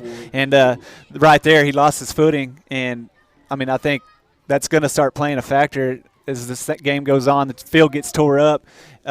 It's going to be hard to keep a good, solid footing on some of those cuts that just like he tried to make right there. So with 3rd and 12 from the 33 with 10 minutes left here, Watonga staring at a 3rd and a very long comeback in their standard set. They've got a power left look here with 2-back motion to the right. Looks like an option to the right. Reza keeps it. Still, he does pitch it, and it goes out of bounds. It looks like that's where the ball will be spot on the pitch. It looks like it will be a gain of maybe about 1 yard there as the Cashion defense strings it out appropriately out to the right side for a very short gain. Yeah, and we got to watch out for that. I mean, if he'd have made that good pitch right there, and I think is that Jackson that was right there with him. If he catches that on the run, I mean, I can remember playing on a good option team. You make a good pitch right there with that running back in full speed. They go. So with 4th down and long, Watonga will elect to punt. Nobody back for Cashion. It hits a Watonga player on the line, and it's covered up. It will be Cashion ball at looks like the 32-yard line with 8:39 left. So the weather definitely wreaking havoc on all areas. It's basically going to be the team who can either get the right cleats on or hang on to the ball. Yeah, and that's going to be, right here where we were kind of throwing that ball around a little bit in that first quarter. I have a feeling we're going to see some running the ball, keeping the ball, control the ball. Let's not turn the ball over any. As I say that, we have an empty backfield. Empty backfield, that's right. Now, Brexton Green in motion in the backfield. Look like a run here to Brexton. Snap. We got a penalty. False start. This is an all-crew officiating crew. They're definitely making sure that they're calling everything, and they got another penalty. I may be kidding, but this may be close to 7 penalties already 7 or 8 for Cashion. With the step off, that will bring 1st down and 15 from the 38-yard line of Watonga. Cashion will take over. It looks like they will stay in an empty backfield, and we continue to see some low snaps. That ball is definitely heavy. I definitely feel for South Hall trying to grip that and get it back to Harmon in the shotgun. Yeah, and you can see Matt, he's just trying to keep his hands warm and dry. And when that ball comes back there, Colton's got to get it up a little bit just so he can get a good grip on it. That's a very important part of the play. Hand off to Brexton Green up the middle. Makes a cut, makes another cut. He's got a chance. Drags a tackler all the way down to looks like the 26-yard line. Great burst of speed by Brexton up the middle to get positive yards. And it looks like it'll bring up a 2nd and probably about a 3 or 4 here with about 9:14 left. Hey, going against 8 men in the box, that was a big hole right there, right up the middle for Brexton to hit. And whenever he saw it, he hit it and got, 10 yards out of it, 11 yards out of it. So we have T.J. Roberts in the backfield in pistol. Bryce Miller comes in to replace a wide receiver. We've got tight end set. Snap, hand off to T.J. Roberts. Hurdles a player, hurdles another player, and is dropped back. Short of the 1st down. Good effort there by TJ. Good effort there by the Watonga defense to stop him short of the 1st down. Yeah, he kind of he left his feet right there, got in the air. Little Billy Sims. Yeah, and the linebacker kind of caught him and had some leverage and just slammed him back down on his back. It was a good play by their defense. So 3rd and 2 with 8:30. We definitely have the big guy, Caden Harrell, in there left of Ben Harmon. Let's see if we get the handoff to Caden. We do. Caden Harrell up the middle, big hole, moves left to his right, still dragging players with him. Oh, he's going. 2, 3 more, 4, breaking tackles. He's got the push, and it is a touchdown. Cashion Wildcats, big boy football. Good goodness gracious, with 8:15 left, Caden Harrell drags half of the Watonga defense in with him for another touchdown for the Cashion Wildcats. So we have, you see it, 6. Hey, right there, that's saying we're going to run right up the middle. We're going to give the ball to our biggest guy, one of our fastest guys, and say, see if you can tackle us. And they couldn't tackle us. Caden, all he did was put his head down, had guys hanging on him, just keep those legs driving all the way to the end zone. Great play, great effort by Caden Harrell right there. Great hold by the guys up front. And we have another flag, which doesn't surprise me, which will be number 7 according to our stat man. For 43. Lane Broadbent. We've had 6 penalties already for 40-some-odd yards, 44 yards. Make that 7 for now, 49. I guess that may have been, actually, it was offsides. It was offsides on Watonga. See? Heck yeah. That's what happens. Hey, we gotta quit thinking negative. I know. So with that extra point, a successful extra point by Hayden Aaron, that makes it your number 1 ranked 6-0 Cashion Wildcats here on Cashion Wildcats TV, powered by Squirtle 20. Hometown senior night Watonga Eagles 8 with 8:15 left here in the second quarter. Hey, like I said, let's run that ball. I mean, give it to our big boys, give it to our running backs, give it to our skill guys. Get it in their hands the safest way possible on a night like this, and just let them make plays. And that's kind of what happened on that play. Just gave the ball to one of our best running backs and just said, hey, can you take him down? And they couldn't. I mean, Caden is a big boy, and when he runs hard, it's hard to bring him down, and you saw it right there. And the effort he gave getting into the end zone, that's what we got to have to take care of a team like this on a night like tonight. So basically almost a two-score lead here certainly is nice. I'm not sure if that will change Watonga's strategy for at least the rest of this first half. I'm sure they'll continue to try to run and try to be opportunistic on defense like they were with that pick 6 for their only points of the game. So Hayden Aaron will be kicking off from the 40, moving from our right to our left, to your right, to your left. I wonder if we'll have a high onside return deep. It looks like we do have the sophomore number 8, Joe Jackson, as well as I'm going to say maybe either number 4, Sebastian Wright, back there deep. The kick is deep to the far side. It is caught at the 10. We will have a return. He's got a hole. Oh my goodness! Big time hit by Nick Nabavi. Special teams powerhouse. Bringing the heat, the power. I love it.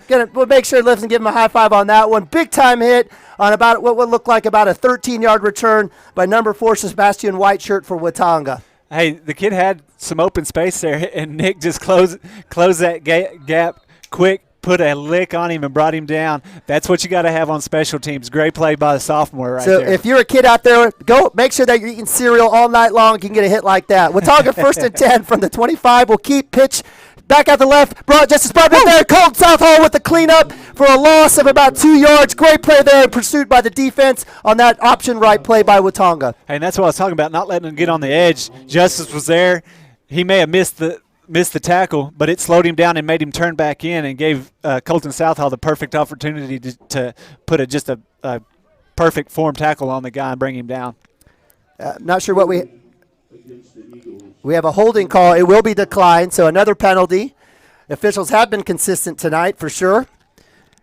So, or it does look like, yes, they are going to decline it. That will bring up 2nd and long with another tackle for loss. I'm not sure that might be the 4th or 5th for Cashion tonight in terms of tackles for loss. We'll check with Lane as he comes in at halftime. But certainly great pursuit and great coverage and staying at home, right, boss? Yes, and that's exactly how you stop an offense like this, is be where you're supposed to be, and somebody's going to be in the right spot to make the play. It's like a halfback dive up the middle. It's met by line Justice Broadbent, Colton Southall. It looks like we've got also Caden Harrell, middle linebacker on the play. Very, very short gain. Hey, and we keep seeing these plays, and we keep seeing I don't know if you can see it from our camera angles or not, but they have a receiver almost every play streaking down the field, and Alex is staying right with them. And a lot of people are saying, Alex, they're running the ball every time. Why would you stay with them? But the one time he doesn't, they'll throw it deep. So we've got to stay disciplined and stay on those guys also. Pitch left. After that, Justice Broadbent in pursuit as well Yes, as sir. Kyler George, and he's met. Great play by Justice Broadbent. We do have a flag. I hope that's not a face mask play to negate what was a great play there. Hopefully it's holding. Looks like Ryan Harold does say holding there. What was on a third and long play with about 7 minutes left in the second quarter. Yeah, that was a great pursuit to the ball by Justice right there. The guy was kind of right there where he could almost get to the edge, and Justice just sucked him up real quick, got to him, made a great form tackle, got his arms around him, brought him down. Good pursuit to the ball right there by Justice. So the holding is declined as you see the referee indicate. So that'll bring up 4th down and long for Watonga. Looks like they will bring out their punt team with 7 minutes left here in the second quarter. Cashion will not have anyone back. They're going to let this one die, and certainly will be taking over and very good field position with 7 minutes left here. Hey, I'll tell you what, with Justice, just want to make sure that kid plays like he's 300 pounds. Yes. I mean, it is amazing. Oh, Sam Brown almost with the block. It is a great punt, this time with a nice Watonga roll all the way out to the Cashion. Looks like 42, 43-yard line. Great play, great pursuit, great work by both sides. Cashion will be taking over with 6:48 left here in the second quarter. Yeah, I mean, I don't know if – I know a lot of people know me, and I'm a skinny kid. And Justice kind of reminds me of myself. One of my coaches told me one time, he's like, if you were 300 pounds, you'd be dangerous. Well, Justice is like that. If he was 300 pounds, he'd be dangerous as hard as he plays and as hard as he hits and as fast as he gets to the ball. I mean, he's dangerous as it is, but great job on defense by him this year. So 1st and 10, Ben Harmon with the snap, fumbled snap. He's got to get on top of it. He does. He keeps it. He loses it again. And Watonga will recover there at the 35. So on 1st down and 10, a tough snap. Ben Harmon tries to juggle it, goes over his head. I thought he was going to dive on a partner, which I think we would agree would have been the better choice, but being the competitor that he is, he thought he had a chance. Did grab it, move forward, but eventually lost it, and Watonga will be taking over. Yeah, I'm sure Shaq's over there telling him right now, hey, forget about it. Or don't forget about it, but let it go. Learn from your mistake. He is just a sophomore. He's going to learn from that. A lot of times in a game like this, just jump on it and give ourselves a chance to make a play instead of giving the ball back to them. So Watonga takes over at the Cashion. Looks like it was around the Cashion 35. They get a dive play up the middle on 1st down to make it 2nd down and about 6 or 5 from about the Cashion 31. Watonga definitely with some momentum here with 6 minutes left, trying to probably work this clock down and get a score here right before the half. Snap, dive play. Gunnar Simpson there in the backfield. Great play. Awesome job by Gunnar there for another tackle for loss for the Cashion Wildcats. Yeah, just Gunnar overmatched his guy right there and just came right through the line. And like earlier, almost hit the runner before the ball even got to him. A great play by Gunnar to get through there and hit that guy as he's getting the ball. So that brings up 3rd down and 7 with 6:50 left here in the third quarter. The ball on the 32-yard line, a little loss of 1 there on that last play. Watonga coming back in, definitely 4-down territory for them, coming back in their full house backfield. Three running backs. Michael Rez, a senior under center here on senior night for Watonga. Snap, keep, roll to the right, option, through the hole. It gets a few yards. Looks like he'll get it across with the spot to the 29 of Cashion, which will bring up a 4th down and probably about 4 or 5 yards. That's not good right there. You see Reza there limping. It looks like he's kind of grabbing at his calf muscle there. I'm hoping it's just a cramp. You don't want to see a kid like that get hurt. He's a great athlete, and we definitely don't want to see him injured. So with that, Cashion with 6:04 left here, running clock in the third quarter. Watonga coming to the line. Cashion looking to hold here on 4th down to get the ball back to give Ben a little bit of redemption and get another score. It looks like Watonga is going to use the full clock here and most likely take a timeout with the play clock down to 3, 2, and 1. Timeout Watonga for their their second timeout of the half. So with that, we will go to commercial break. It is Cashion 20. Watonga home team 8 with 4:47 left here in the second quarter. We're here live in Watonga on Cashion Wildcats TV.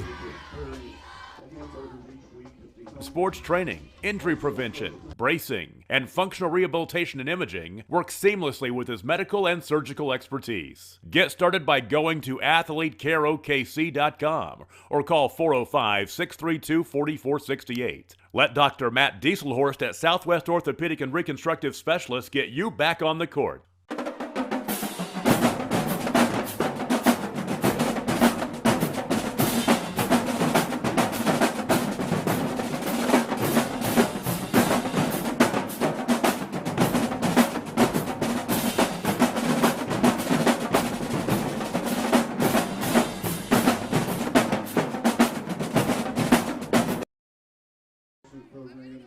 Those are located by the concession stand. Welcome back to Watonga Field here on Cashion Wildcats TV. It's Neiman Abavi. Next to me is my color partner, Chris Gibson.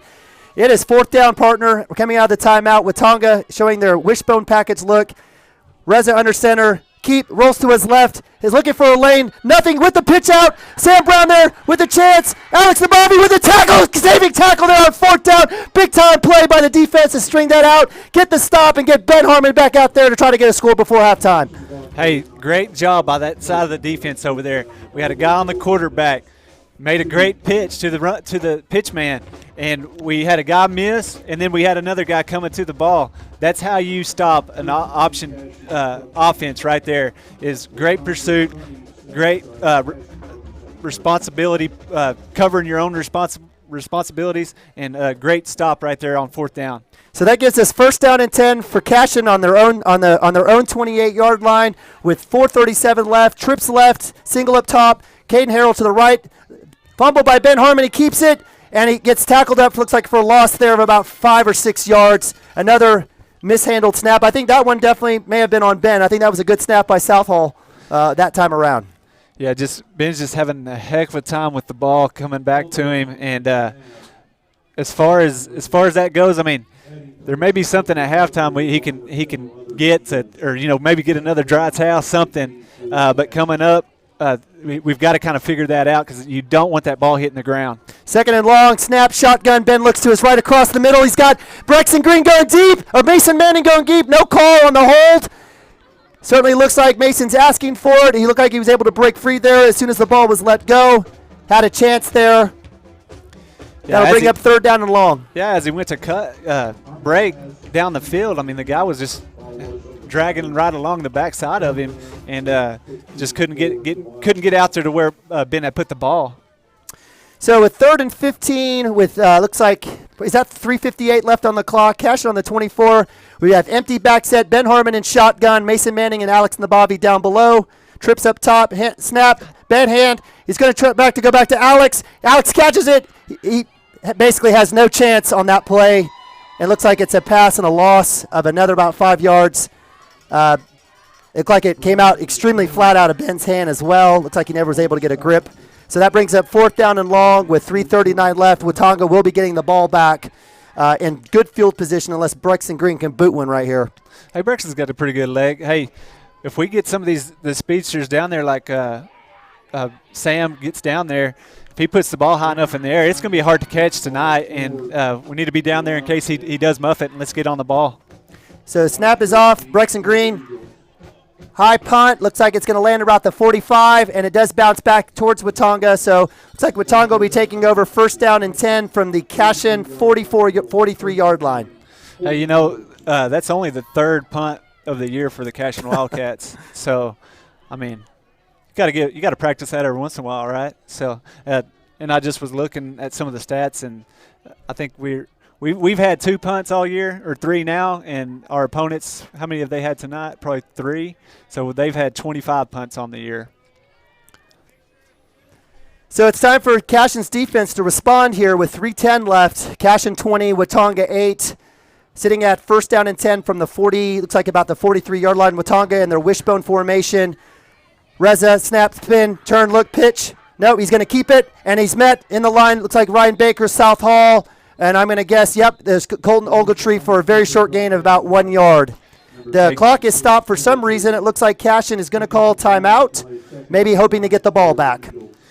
Yeah, I'm sure Shaq's thinking over there if we can stop them, he doesn't think they'll punt on 4th down. He think, being on their side of the ball, they may try to go for it. With the amount of time that's left on the clock, they might try to pin us deep. But if he's thinking, let's get the ball back and let's get one more touchdown before halftime. Well, it's definitely going to be 4-down territory for Watonga. They're definitely going to be going for it. They're probably not going to kick a field goal based on the fact that they went for 2.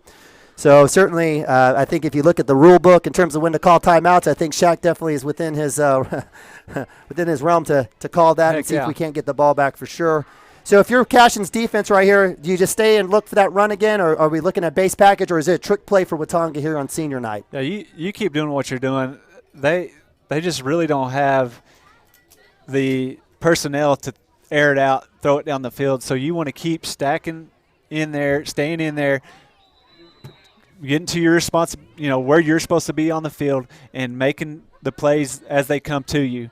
But as you say, there are trick plays, but we have seen all night long, as I talked about a while ago, Alex staying with that deep guy. You got to stay with those deep guys because in an offense like this, a lot of times they'll pitch it out to that pitch guy, and then you'll see him throw it up just because as everybody's coming up to stop him. Well, it looks like Alex is out. They brought Kyle Jones in at safety, Brexton Green out to the right. Looks like second and long for Watonga. Quarterback spin move, dive up the middle. Number 8 for Watonga, Joe Jackson up the middle for a gain of about 3 or 4. Yeah, and I don't know, as far as Watonga, you'd think they'd be trying to get out there on the edge and get down the field. Yeah, they want to burn some clock off, but they've got to get a first down to keep the ball. Timeout, Cashion. Timeout, Cashion there, the second of the half. So with 2:51 left, Cashion 20, Watonga 8. It looks like Watonga will have the ball at around the Cashion 39-yard line for about 3rd and 7. Is hosting a fifth quarter after the game tonight until midnight. All middle school and high school students are. Yeah, and you're going to keep hearing me say all night long, when you're playing a defense like this, just playing good, disciplined defense is key. And you're probably going to get tired of me saying it because our defense just keeps doing it, and that's what we've got to have to be successful against this offense. And so far tonight, we've kept them at bay. I think Lane a while ago right before this drive told us they only have 37 yards total offense. So they haven't moved the ball hardly at all on us the whole first half, and that's because we're playing good, responsible defense where we need to be to make the plays, to turn runners in, to let somebody else make a big play. And if we keep doing that, it's going to be a good night for our defense. All right, so coming out of the timeout, so Watonga will be taking over at the 39, 3rd and 7, showing the standard wishbone package that they have. 3 backs, number 4 split out, Brexton Green on him. Reza taps his center. Looks like a blitz by Cashion. Step back pass. Looks like Baker on the pressure there causes the quick throw. Sam Brown on coverage on number 2, Dalton Laird coming out of the backfield. Incompletion brings up 4th down and 7 with 2:46 and stops the clock. Hey, that reminds me, just watching some of the field on some of the film on Laird throughout this week. That is one play that they do, and they've ran pretty good, is just having him kind of break out of the backfield, and that Reza is really good at just lofting that ball up and letting him run underneath it as he goes by the defender. So that's one thing Sam's got to kind of keep an eye on him. He's doing a great job coming up and stopping the run, but you don't want to let him sneak by you and get a good play, a big play down the field. All right, so as number 4 white shirt runs on, looks like they're trying to get looks like they had to call timeout. Play clock was running down. Timeout was awarded, no penalty. So with 2:46 left, Watonga takes their final timeout of the first half, staring at a 4th and about a 7 from the Cashion 39. This is their chance to, at least at minimum, get that first down and keep the clock rolling with the chance to get a score, and definitely on the flip side, keeping Cashion, which, from a standpoint is typically high-flying and high-scoring off the field. Yeah, and that's exactly what we were talking about a while ago is Shaq's wanting to – he's calling these timeouts. Let's get us plenty of time to get the ball back, get another score on the scoreboard before the end of the half, because if you do let them score right here, they're only down 1, and then – they get the ball coming out of the second half. So Shaq's thinking, hey, we can stop them right here. Let's get the ball. Let's go get another touchdown on the scoreboard and just kind of pull away and, go into the halftime feeling a lot better about the situation coming back out from halftime. So with our 4-man front coming out, 4th down and 7, 2:46 left. Reza taps the center. Snap. Looks back, but pass looks across the middle. It's going deep. Brexton Green in coverage. He's going to be there. It is caught, and he's drug out of bounds for a first down at the Watonga 23-yard line. So coming out of the timeout, Watonga drew up a pass play, double move by number 4. Sebastian Whiteshirt, senior wide receiver, 6'3", 170, makes the catch from Reza and keeps the chains moving and going, and the ball moving for Watonga. Hey, give it up to him. I said a while ago they didn't have the personnel to throw the ball down the field that good. Hey, he did a great job of dropping back, making a good hard pump. Brexton kind of jumped a little bit, and then he threw the ball and made a good throw down the field. Great job by their offense. So dive, play up the middle, sprung outside, Looks like a great play there behind the line of scrimmage for another tackle for a loss by Gunnar Simpson, number 70, the senior, manning the middle of the line. No gain on the play, second down and 10 for the Eagles. So if you're keeping track at home, the clock is running 2:08 here in the second quarter. Watonga is driving into Cashion territory on the 23-yard line. It is a second down and 10. Last play, no gain. White shirt coming back in with the play. Most likely another run play, we will guess. Maybe an option left to the wide side. We shall see. Cashion showing their four-man front, looking to make a stop here. Reza with the tap. Snap. Rolls to his left, dive, pitch to his left. He's strung out. Great pursuit. Great tackle for a loss. Great job by the Cashion Wildcats. Was that Colton Ogletree? It sure was. Colton Ogletree, great work there on the right side on defending the pitch, and Cashion will take a timeout to bring up with a third long for Watonga. Yeah, that was a great job by him just to string that out. He kept everything. He didn't let anything get on the outside of him, and that slowed him down enough for everybody to get there and just bowl him over. That was a great job by Caden Harrell and Kyler George was out there. Kyler George out there coming cleaning those plays up, and that's what you got to have is that pursuit to the football and everybody being there, especially with a quick guy like Reza that can make a guy miss. And if he makes one guy miss, we've got three more. And he's been successful this year, right? Yeah. On film, he's been able to cut that pitch up. That pitch run out there, and he's been able to get some nice yardage in previous games. Yeah, that's their go-to is having him on the edge and either faking that handoff, having somebody bite, and then getting him on the edge quick. And we've really kind of shut that play down the whole game. I think he had one big play, but there was a holding call, and it came back. But for the rest of the game, we've kept him contained, kept him inside, had people pursuing the ball and catching up to him, and not letting him get that edge and get down the field. All right, so coming out of the timeout, both teams are done with timeouts. We've got 1:35 left. Huge third down for Watonga, 3rd and 13 from the Cashion 27-yard line. Want a quick shout out to my man Caleb over there, over in Mundell Farms. I know he's listening there with his family, neighbors of the Nabavis. Certainly appreciate those folks, everyone tuning in. So Watonga here, 3rd and long, Reza under center, wishbone formation, tap, snap, dive up the middle. He's got a lane, dragging Colton Ogletree for several yards. Not enough for the first down, but definitely nice positive yards, almost about 7 or 8 yards for the runner for Watonga, and that'll bring up 4th down with 1:22 and clock running from the Cashion 17. Yeah, that was a good play right up the middle. Just found a seam there and hit it hard and got 5-6 yards out of the deal. So most likely Cashion will show a full front here. Most likely load the box, looking for the run. Most likely, what do you think? If you're Watonga here, you look for a pitch to the right, option play to the right. This is where I was talking about. That pitch, maybe pitch and pass. Watch something like that, just to get something going for him on offense and get in the end zone. 4th down, Reza back to pass, throws it up. Alex Nabavi in coverage with the interception into the end zone. Certainly wasn't necessarily, I would call it closer to a prayer for Reza. I think he threw out what was going to be a fade. The receiver did not complete the route. Alex was there for the easy center field can of corn for his 2nd interception of the year. Cashion will take over with 45 seconds left on the 25-yard line, 20-yard line, moving forward to finish out the half. So what do you think, partner? What are we going to do here with 45 seconds? Well, depends if we can get a snap or not. And the thing is, hey, it's a rough night. It's hard to get that ball when it's wet and it's coming at you, and it's sometimes it's slow.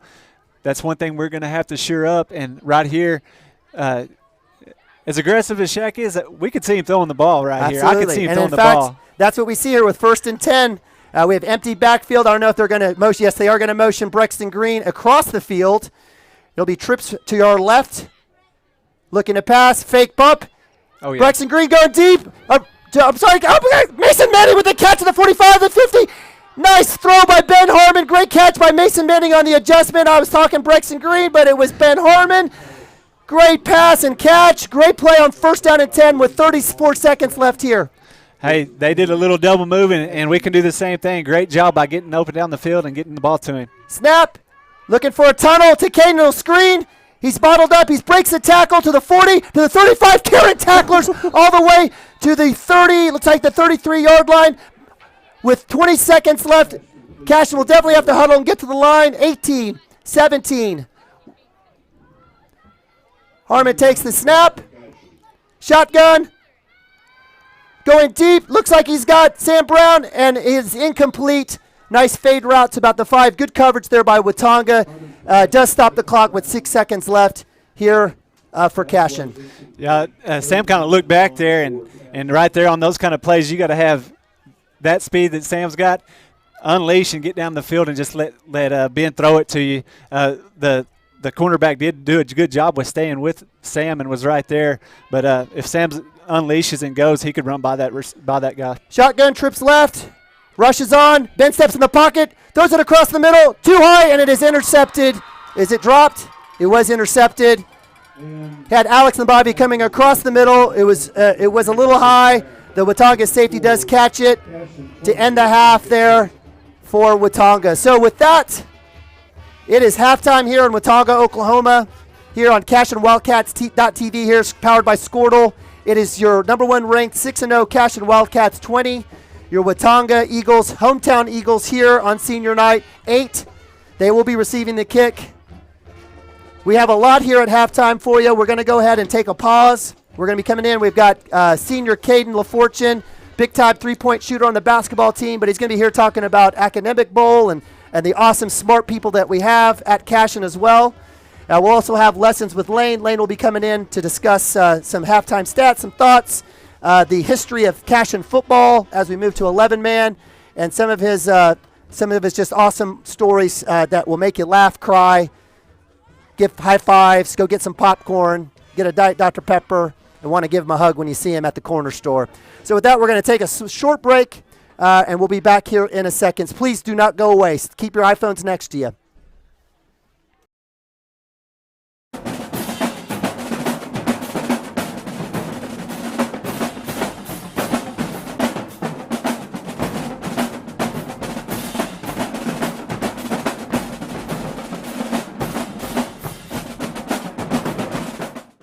Allegiant Marketing Group produces inbound lead generation for our clients through integrated traditional and digital campaigns. We continuously develop new strategies, tactics, and productive efficiencies so you can reach your target market and get a measurable return on investment. This fast-paced world demands for your products and services to be presented at the moment your buyers need them. Targeted and innovative marketing creates your success. Call AMG today, your marketing partner. Great Plains Land Company came together out of a desire to return to what a land company should be, a client-centered organization as passionate about the land as you are. Land is not something we deal with from 8 to 5. Land is truly our passion. Whether you are looking for your dream property or listing a property, you need an experienced land specialist working for you. We invite you to call our Great Plains Land team today at 405-761-4808.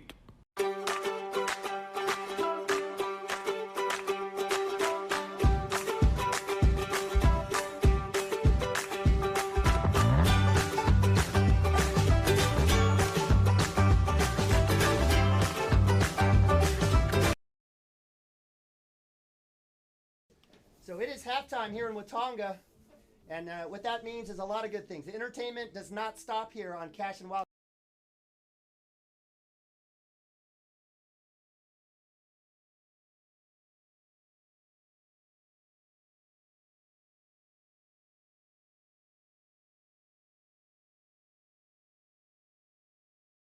I have senior Caden LaFortune, another Mundell Farms legacy neighbor. We share a backyard together. Caden, it's fantastic. Caden's here. He is a big-time basketball player, big-time three-point threat, and will do great things for us this year. But today we're here to talk about Academic Bowl. And one of the themes that we've had here about Cashion is not only the community, but the school being so well-rounded, right? Academics and athletics. We've got a great 1-2 punch in our community. And so we're thrilled to have you here, Caden. Are you happy to be here? I'm happy to be here, yeah. All right. Caden's done a great job for us on the camera as well. So Caden, in terms of Academic Bowl and academic competition, a lot of us maybe not know that Cashion competes. Maybe give us a couple comments in regards to what Academic Bowl looks like and kind of what that entails in terms of practices and going to meets. So academic team, you have it's a district, so you have teams from classes, and we happen to be class 3A. So we usually play teams that are in our sports as well. So we play similar teams that we are usually seeing. So who's our big rival? So who do you get? Is it still like folks like Minko or Crossings or what's that look like? Crossings is a big rival. We recently played them in a match. And I'm hoping we won. We did win. Yes, very good. Yeah. Did you guys have any throw any hands or anything? No. Was there any taunting that was occurring? Does that happen at Academic Bowl? Very rarely, but it was a close game. All right, very good. Yeah. So walk us through. So like for instance, so you're competing against multiple teams. Mm-hmm. What does that look like? Like how many folks do we have playing? Are there buzzers? Is there do we have Alex Trebek? What does that look like? Walk us through like a typical match or duel. Okay, so you have a table with a reader, a judge, and a timer, and you have 2 tables with each team. So you have 4 in for each team at a time, and then the bench players or the backups sit behind them, and as well as Do we have injuries? Is that what happened? Like mental cramps that someone freezes up and we got to replace them? Is that? I think it's possible. But yeah, and then you'll usually have a district official there in district games or regional games that oversee it. So yeah, it's pretty straightforward. Very good. So do you guys kind of pull your talents together? Like are you a specialist like in U.S. history or something like that? So we have Jaden Collier. He's phenomenal at everything, but we have sports categories to where Alex Nabavi and me, Colton Ogletree, and then we'll have history people like Harrison Barnes. Yeah, he's great. And everyone's pretty well rounded, but there's some people who are much better at things than others. All right. So that was a great rundown. I appreciate that. And I know we've been very competitive, and we'll get to that here in a second. So Miss Carnes is our sponsor, right? So tell us a little bit about Miss Carnes. So what's she like in terms of competition and practice? She's great. During practice, she's the main one who we are read by Miss Simmons, but Miss Carnes is our main coach. So she talks us through strategy and what not to do and what to do. And she's always pretty calm, but she can get a little angry sometimes if we're not doing the right thing. Okay, so she's competitive too. Yeah, she's like very Coach competitive. Shaq, right? Yeah. Okay. She'll always trying to one up the other coach. Okay, I love it. Yeah. I love it. So hey, all we do is win, right? Yeah. So right now, currently, what are the standings look like? What is the next? Are we like at district play? Or a conference or regionals? What does that look like? Where are we at right now? Regionals is, I think, in the next couple weeks, maybe 3 weeks. But we recently had districts, and we're district champions, by the way. All right. So congrats. Who did we beat in that district? We beat Crossings, CHA, and I believe. Is it OCS? Yeah, OCS. So 3 private schools. Yeah, 3 private schools. Yeah, very nice. Very nice. Well, congratulations on that, and best of luck moving forward. Do you have a favorite story or moment in terms of academic bowl competition? Did someone completely freak out and break a buzzer, or do we have any good stories? You can say no. It's okay. Well, last year, I guess, we had a altercation where we had cheating. So our coaches kind of got a little dicey, but someone using the iPhone underneath the table? They actually looked at the questions before. Oh. So, yeah, it was a little intense, but nothing crazy really happens at those. That sounds pretty intense to me. All right, well, Caden, we are so glad to have you here. Another great ambassador for Cashion. Definitely a quiet warrior. I know you walk the halls with a smile, but you let your three-point shot do all the talking for you, and your buzzer on the academic bowl. Just, in the next 15, 20 seconds, what makes living in Cashion great for you? What is it about Cashion that you'd like to share that maybe other folks don't know? So I lived in Cashion my whole life. So it's great because it's small, and there's so many opportunities for people who don't get that at a big school.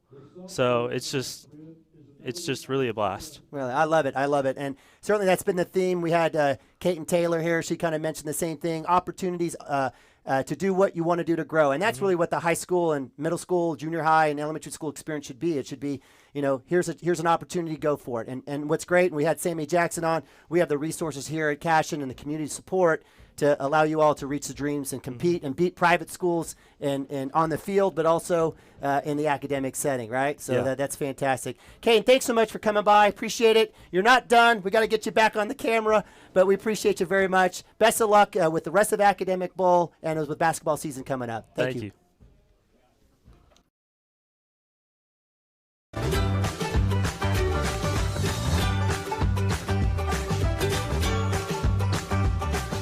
Stream like the pros with Squirtle Live. Find out more at squirtle.com/stream.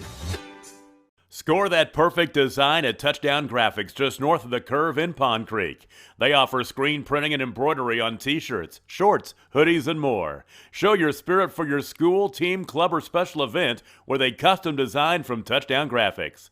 Call 580-532-4579 or see them online at touchdowngraphics.com. Touchdown Graphics. It's good. At Maples Nixon Diesel Horse, we've helped a lot of people, and our goal was to treat each and every person like a friend. And as a friend, we've got your back always. We understand what you're going through. And we're back here.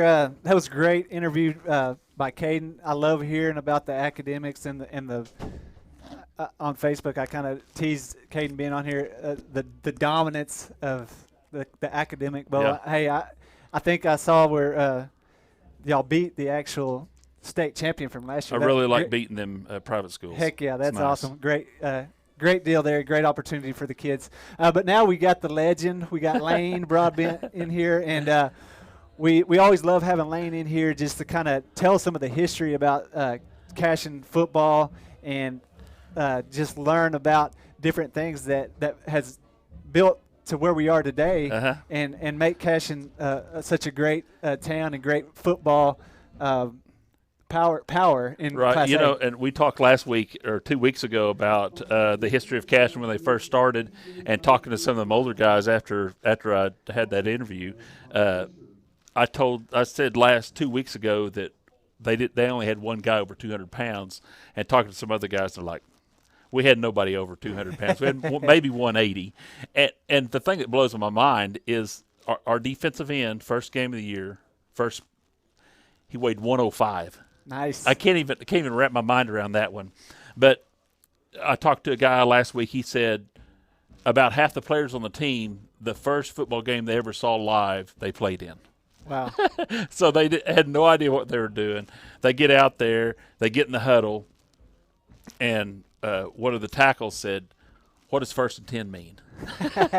So they had no idea what was going on. So they just them guys have got tons and tons of stories about their first couple years. That's great. I mean, just hearing about that and hearing that history and going from that to what we have now of just that run and gun and right. all of the success we have. But those guys right there are the guys that, we can look back and say thank you, for getting started, because it's hard to get something started like that. So that's awesome. What about, we talk about some of those older guys, and we talk about a night like tonight, and it takes a tough guys to play football on nights like this and any night. Do you have any stories about any real tough? I mean, we've talked a little bit this last week about tough kids that's played, talking around. I've been at Cashion for 30 years. Matt Farrow, he played 2 or 3 years ago. He was about as tough as they come. Dylan Kordelski was another kid. I think in 2014 we played in the Ice Bowl, Hollis versus Cashion. Yep. That whole team was a bunch of tough suckers. I mean, that was one of the all-time great moments in Cashion history. I don't care if we go another 100 years, that was a great moment in Cashion history.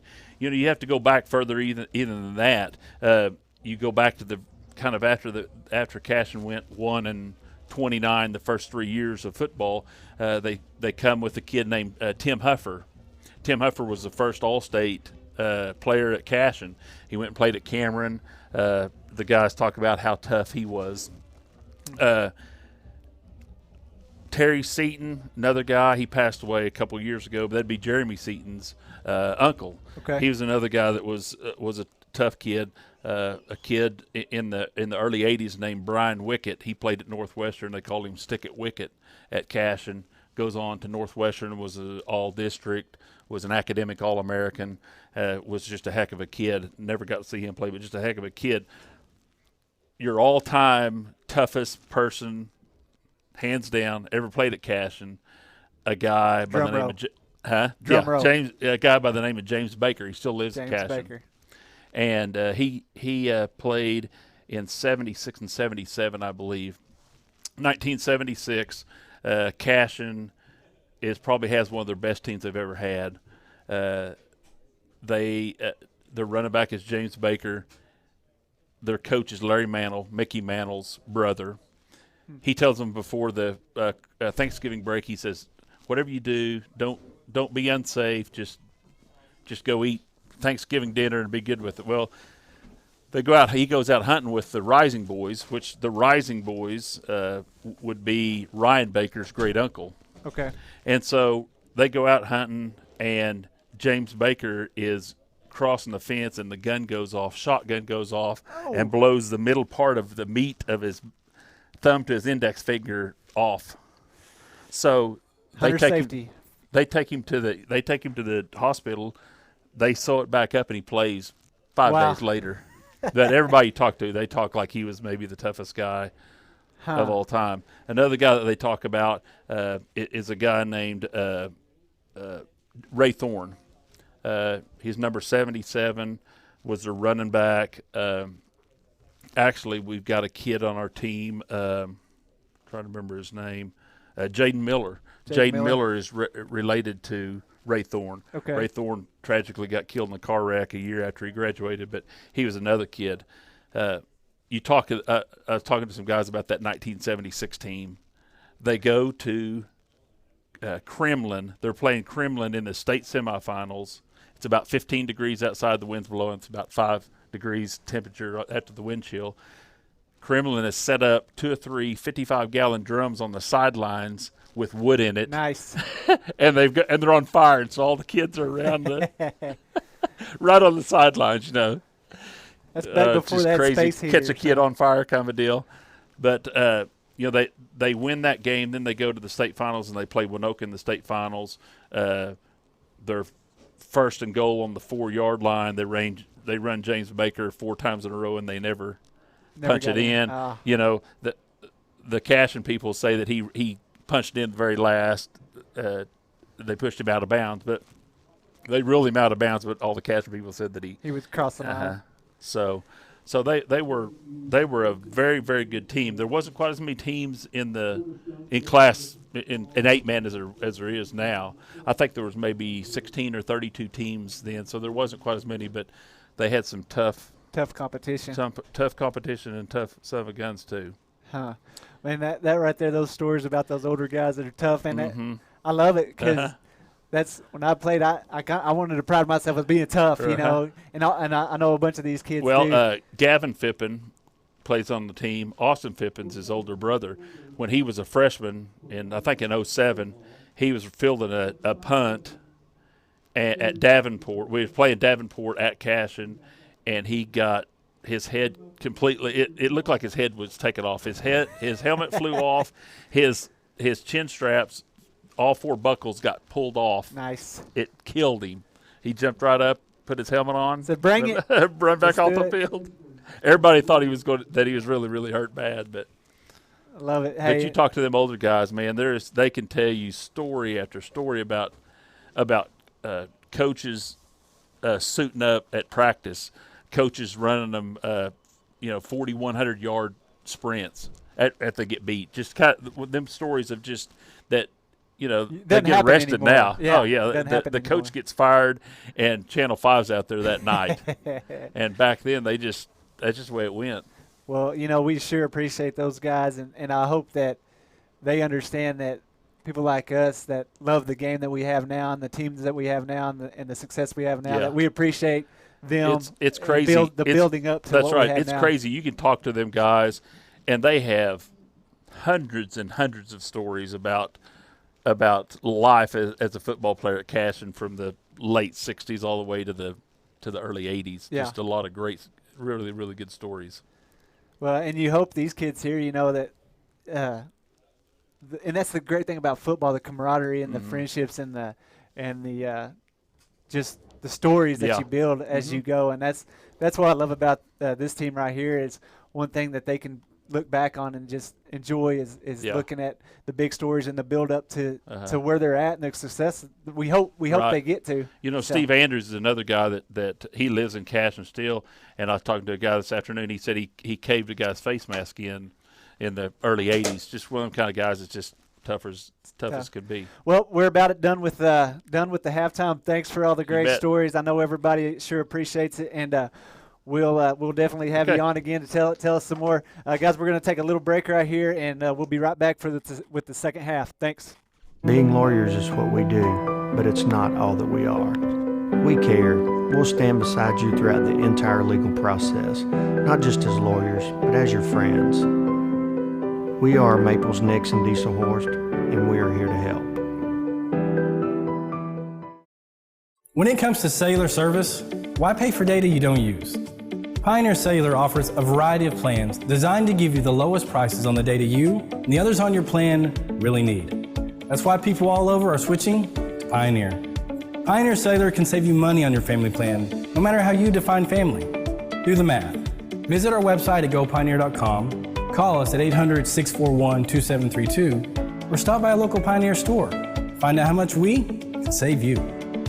Dr. Matt Dieselhorst at Athlete Care OKC helps you get game day ready. Dr. Dieselhorst works with athletes of all ages, taking a coordinated approach to accelerate return to play and maximize athletic performance. His work with pros in sports training, injury prevention, bracing, and functional rehabilitation and imaging works seamlessly with his medical and surgical expertise. Get started by going to athletecareokc.com or call 405-632-4468. Let Dr. Matt Dieselhorst at Southwest Orthopedic and Reconstructive Specialists get you back on the court.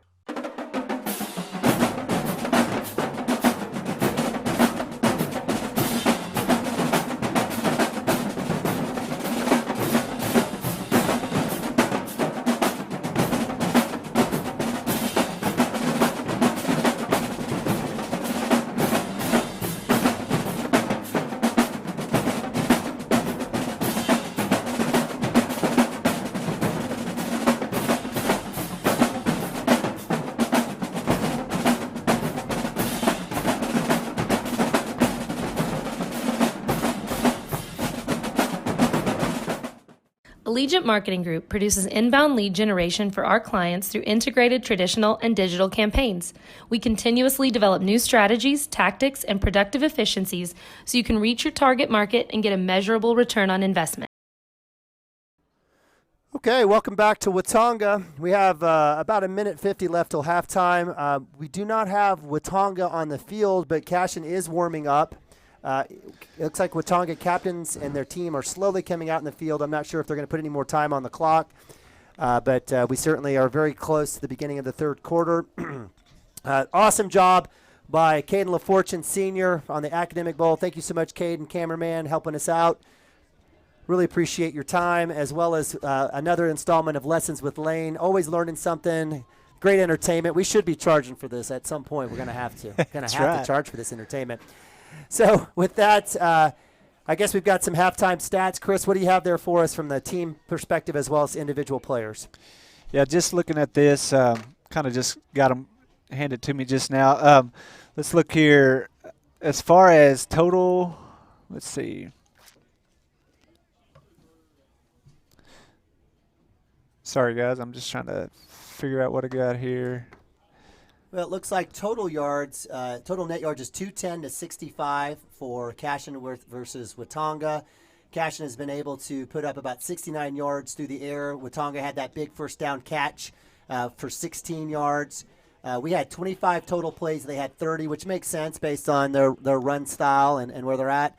On the rushing attempts, we had about 15. They, of course, had 26. We netted out, in those 15, we netted out 141 yards on those big runs by Caden Harrell. They had about 49 yards on those 26 rushes, so almost maybe about 2 yards per carry for them. So the defense certainly showed up from that perspective. Yeah, about 1.9. We averaged about 9.4 yards per carry.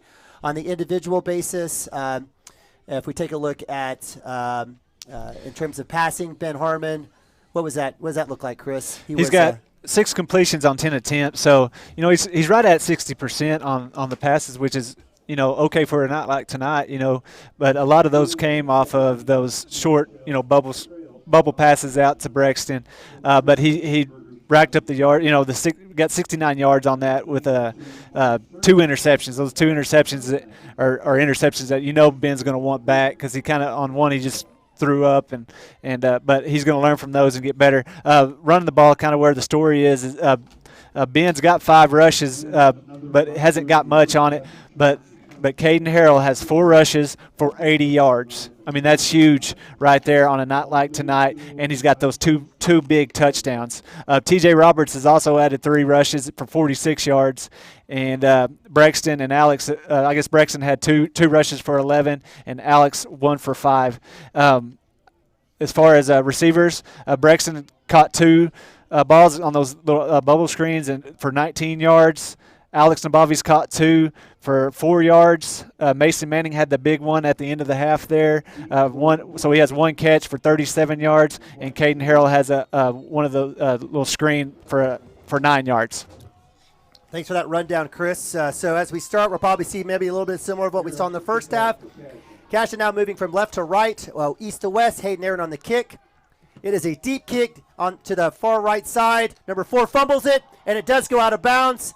Is that number 4? It is. Number 4, Sebastian Whiteshirt, the senior, catches it, and it rolls off of his hands out of bounds, where Watonga will be taking over 1st down and 10 here in the start of the 3rd quarter from their own 10-yard line.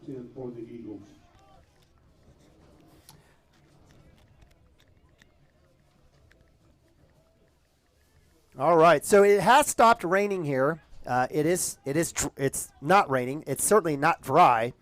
Certainly still wet and slick. I don't know if the boys changed cleats, they changed socks, got some gloves. I'm not sure what happened, but we'll certainly see if any adjustments were made from the equipment's perspective.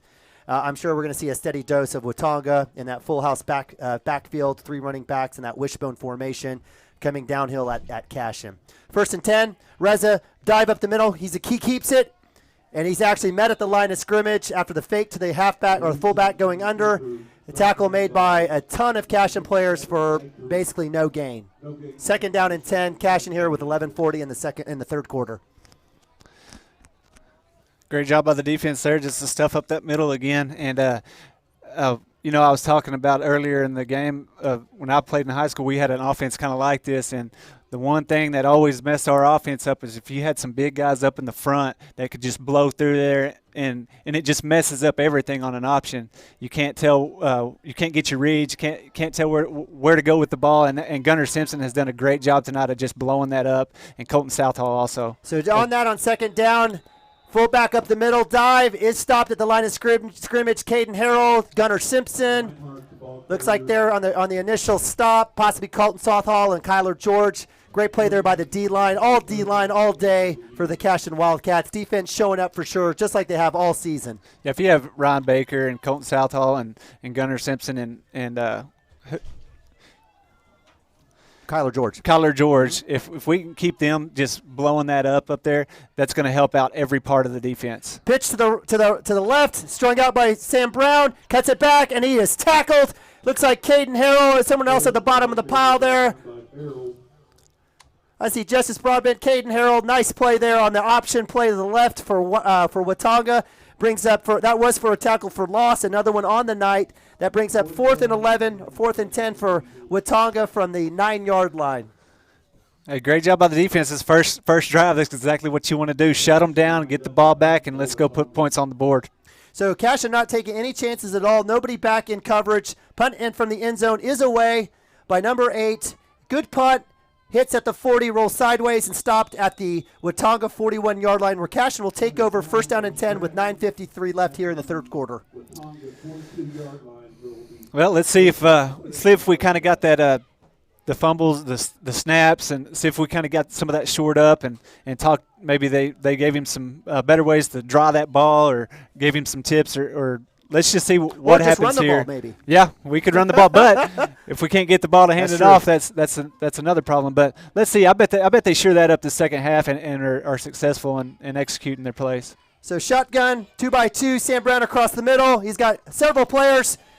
Looks like we had a couple guys crossing routes. Linebacker number 2 Dalton Laird, linebacker senior, 6'2", 205, sat in the zone, and basically eyeing Ben Harmon's pass and was able to knock it down for an incompletion on first down. Hey, we had a bunch of crossing right there, and I think what they wanted on that play is for Sam to kind of bounce out on that outside where there was nobody out because everybody was kind of confused. Stay flat. Yes, and I just don't think he got there, and then so Ben just had to make a throw and get the ball out of his hands. So that brings up 2nd down and 10. Caden Harrell to the right and shotgun Ben Harmon.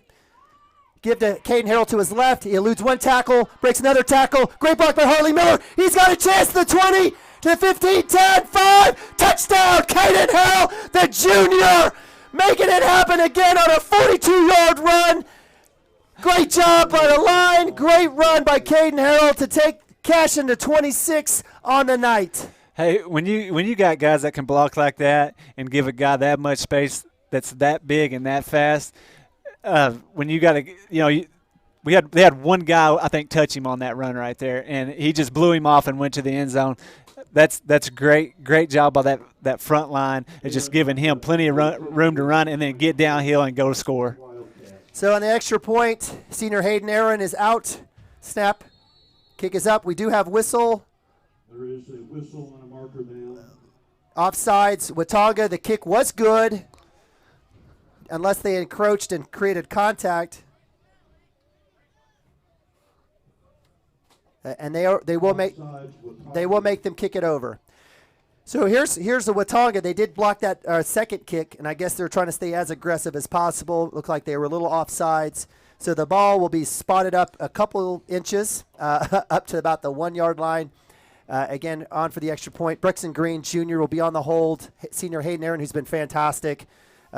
Definitely his career here at Cashion in terms of kicking duties. Snap low. Click is low, and it will be blocked. So with that, missed extra point. With 8:37 left here in the third quarter, it is Cashion 26 here on Cashion Wildcats TV, powered by Squirtle, and your hometown Watonga Eagles 8. Hey, our defense came out ready to play. Watonga's offense, they had some success in that first half, a little bit of moving the ball. They would get down the field a little bit. They kind of came out flat right there, and Cashion defense came out ready to play. And they're in negative yards for this first half, and if they don't show a little more fire, they're just gonna keep getting that same thing handed to them. And because the Wildcats aren't slowing down on defense. Coach Woods over there going, "Hey boys, we didn't let them score on us in the first half. I know there's an 8 on the scoreboard, but the defense didn't let them score. He don't want to let them score in this second half. He wants to get the ball back to our offense as quick as can. And I guarantee you, our defense is coming." I love it. You read my mind, Chris. I was going to ask you, what do you think Coach Wood was telling those guys at halftime? And certainly, I'm bought into that for sure, and they certainly showed out in that first possession. So with that, with 8:37 left here in the third quarter, Cashion 26, Watonga 8. Hayden Aaron Sr. will be kicking off from the 40, moving from left to right. Back deep for Watonga is number 4, Sebastian Whiteshirt, and number 8, Joe Jackson. The kick is high, deep to Whiteshirt. He will catch it at the 10. He'll cut to his left, up the middle. He's got a lane, and he's tackled there, it looks like.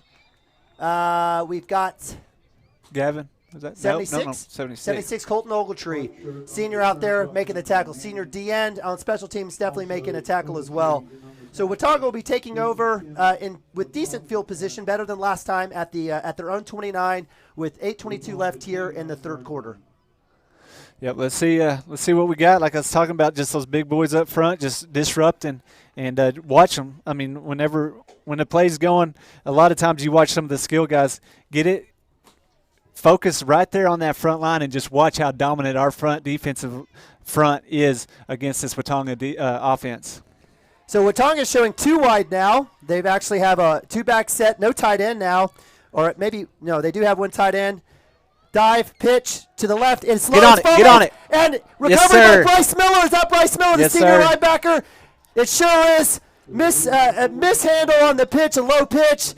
The pursuit was terrific. Cashion is able to pounce on the ball. Senior Bryce Miller with the recovery at the Watonga 19-yard line. Hey, right there, exactly what I was talking about. I mean, the ball's in the air a lot on an option. You think it's running, you think it's ball security, but in an option, offense. The ball's in the air quite a bit, and right there, it hit the ground. We took advantage. Let's go in and score another touchdown. So with first down and 10 from the 19, Ben Harmon in shotgun, Caden Harrell to his left, Ben Harmon looking to his right. He comes back across the middle, Alex Nabavi wide open for the touchdown! Cashion Wildcats strike on the very first play after the turnover. 8:58 left here in the third quarter. Ben Harmon throws a laser, his best ball of the night, to Alex Nabavi, the senior, with the catch across the middle, wide open for the touchdown. Yeah, if you get a chance to rewatch that play, focus in on Alex right there. He had a great route. He came out, he cut to the outside, completely turned his defender around, and then cut to the inside and the guy wasn't within 15 yards of him, and Ben just, like you said, laser right to him, right in his arms, sure-handed catch, touchdown.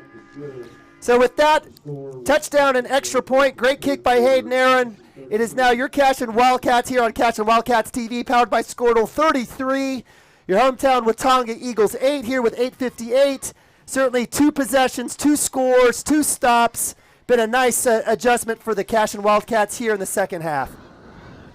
Yep, and that's what the Wildcats can do to you. That's why they're the number 1 team in the state. Is even on a night that is cold and wet, and they ground it. The other team is grinding it out. They can make you turn the ball over. They can get it, and they can score quick. And before you know it, you've got a pretty good deficit. And then then a team like Watonga is going to have to try to do something that they're not used to doing. If they may have to try to pass the ball where they're not used to doing that. So it kind of puts a team like Watonga, where they're heavy on the run, behind the A-ball, because they're not used to having to air that ball out. And then our defense is just ready to pounce. So let's see where we go from here, but I have a feeling it's going to be more of the same from our defense. It's just rear back and come and get them. So with that, Cashion will be kicking off. Hayden Aaron deep to the left, again back to white shirt, catches it at the 11, cuts back to the middle. Number 4, he's met, he's tackled. Looks like Justice Broadbent, a whole bunch, Kyler George, Kyle Jones, Bryce Miller, Colton Ogletree, a ton of folks out there on the tackle. And that was they actually did switch out to us. That was number 8, Joe Jackson, who was on that reception out there for a nice, looked like about a 15-yard return to the Watonga 23 or 24-yard line. Well, they'll take over first down and 10 with 8:41 left here in the third quarter. Yep. Again, like I said, they're going to rear back and come, but they're not running reckless. They're going to their spot where they need to be. They're getting to where they need to be, and then they're making a play when it's their turn, or they're turning the ball in to where somebody else can make a play. First and 10, handoff to the left, strings it out. Number 2, Laird. He's met by Caden Harrell. And am I going to say Bryce Miller? I'm going to take a wild guess. Yes, sir. Yes, it was Bryce Miller, the senior, there to help with the junior Caden Harrell on the tackle for a very short gain, possibly maybe half a yard. Brings up second down and long here with 8:20 left here in the third quarter. And just as an example on that play right there, Ryan Baker, all he did, he set that edge. He set that edge. The guy couldn't get on the outside. Ryan may not have made the tackle, but that gave Caden and Bryce the chance to come down and make the play. So Ryan doesn't get the tackle, but he's the one that caused that good play on defense. So we either have offsides or false start. Caden Harrell and Gunnar Simpson are pointing. Referees are line judge, and the head linesmen are going to have to make a decision here. Just talking. Oh, go ahead. While they're talking that out, I was just going to talk about Ryan Baker. Ryan he's not just a great athlete. He's got a 3.83 GPA. He takes college classes. He plays baseball. He also helps with a lot of the elementary kids. A big presence in that school. My son, he looks up to him. He's a great kid, and we sure appreciate kids like that in the school for our little ones to look up to. Absolutely. Ryan does a great job on the baseball team as a catcher, for sure. So that brings up, the penalty was against Cashion on offsides, brings up 2nd and 5, full house backfield, Reza under center, snap, back to pass, looks across the middle, Brexton Green deep in coverage, and it is out of bounds and incomplete. Great coverage there, Brexton Green on number 4, Sebastian Whiteshirt on the deep fade route. Yeah, that was great coverage by Brexton right there. He he knew exactly where his receiver was. As soon as he knew the ball was in the air, he turned and got his head around to find the ball and just worked his way to the sideline. And if the ball would have been inbounds, he could have made a play on it. If not, he let that ball just carry on to the outside where there was no chance of making a reception. So with that, we have 3rd down and 5. Watonga and their wishbone, spin option, dive up the middle, hand off to number 2, Laird. He is met and tackled by Kyle Jones, thrown backwards, but it will be enough for the first down for Watonga at the Watonga 35-yard line. That was a good play right up by the front line, and that's what I was talking about a while ago about our front defensive line of disrupting. Well, that play, Watonga blew off the ball and made a little crease there for the dive, and got enough for the first down. So first down and 10 here with 7:14 here in the third quarter. Reza taps his center, snap, handoff up the middle, dive to the fullback. He's met, and he's tackled there. Colton Southall there with the initial hit, wrap up and throw down. A little bit of help there with Caden Harrell and Kyler George. Great job there on the stop and on the running back, number 8, Joe Jackson for Watonga for a very short gain. I think thought they saw something there that they could take advantage of, and all it was that one play they had a good, got that good 5 yards, but right there our defense stepped up and filled those gaps, and there was nothing for him right there. So that brings up second down and long here with 6:36 in the third quarter. Watonga will split 2 out wide, 2-back set, under center Reza, snap, goes back to pass, rolling to his right, still rolling to his right. Bryce Miller in pursuit. Kyler George throws back across his body, breaks a green with the breakup. Sam Brown almost had the chance on the tip. Ball intended for White. White shirt, certainly an ill-advised throw across his body, across the middle. Green and Sam Brown were there in coverage. Great pursuit by Bryce Miller and Kyler George to hurry up that throw by the running Reza, and we do have a flag on the play. And I hope this is not roughing the passer. Marker down on the play.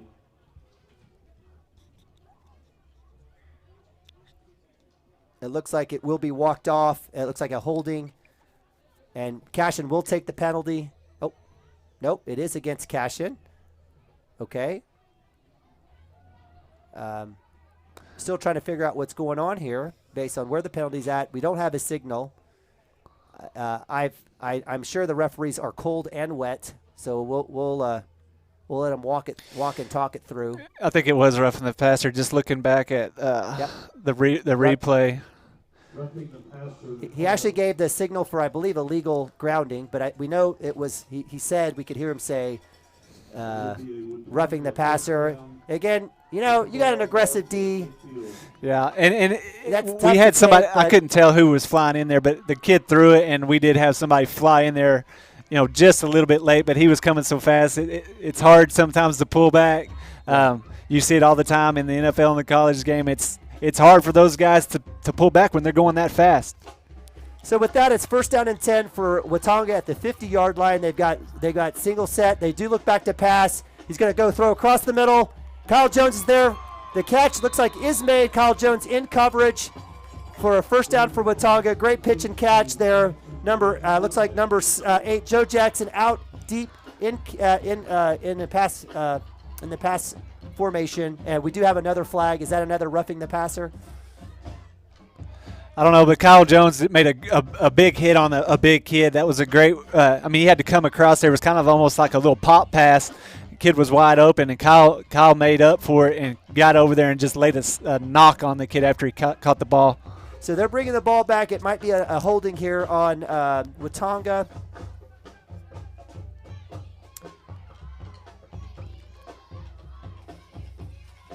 We do have holding. Holding against Watonga. The step off will take it past the 40 to the Watonga 38, all the way back to the Watonga 38, which will make it first down and about 22 yards for Watonga. They have thrown the ball. They've completed a couple here. So as you offered up, being down, 25 points, they're probably going to have to throw it a few times and can't count on that. But here they do show their full house wishbone package. They've got one wide receiver out top of the top with Brexton in coverage. Spin, option right. Reza keeps it, gets about 1 or 2 yards as he falls forward. Looks like Bryce Miller. Looks like Colton Southall, who's been very, very busy on another tackle. Second down and 20 for the Eagles. So that brings up 2nd down and 20 with 6:17 left. Running clock here in the third quarter. Cashion 33, Watonga 8. White shirt comes in with the play. Watonga will have essentially 3 plays here to try to get this long down and distance, double sticks. They do split white shirt out, Brexton Green in coverage out there, Sam Brown out there to help. Reza under center, taps the center, snap, fullback, keeps it, rolls to his right. Nothing there for him. Kyler George and Caden Harrell basically there to make the tackle, had nowhere to go. Great play by the defense. Yeah, I think they had a little bit of miscommunication there, but our defense was there to blow up whatever they would have thrown at them either way. Like I said, that front line just getting through there and disrupting it, it just throws the whole option offense off if you have a good front line that can get in that backfield like that. So with 3rd down and about 22 here, the ball's on the 38-yard line of Watonga. 4:25 left, 4:24 left here in the third quarter. Watonga will come out. They will continue to stay, or they're actually going to have a two receivers set, aces up top and below, full wishbone.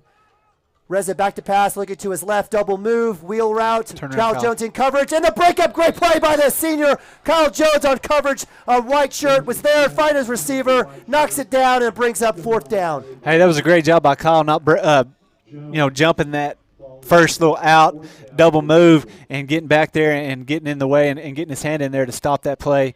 Great job by Kyle on the coverage there.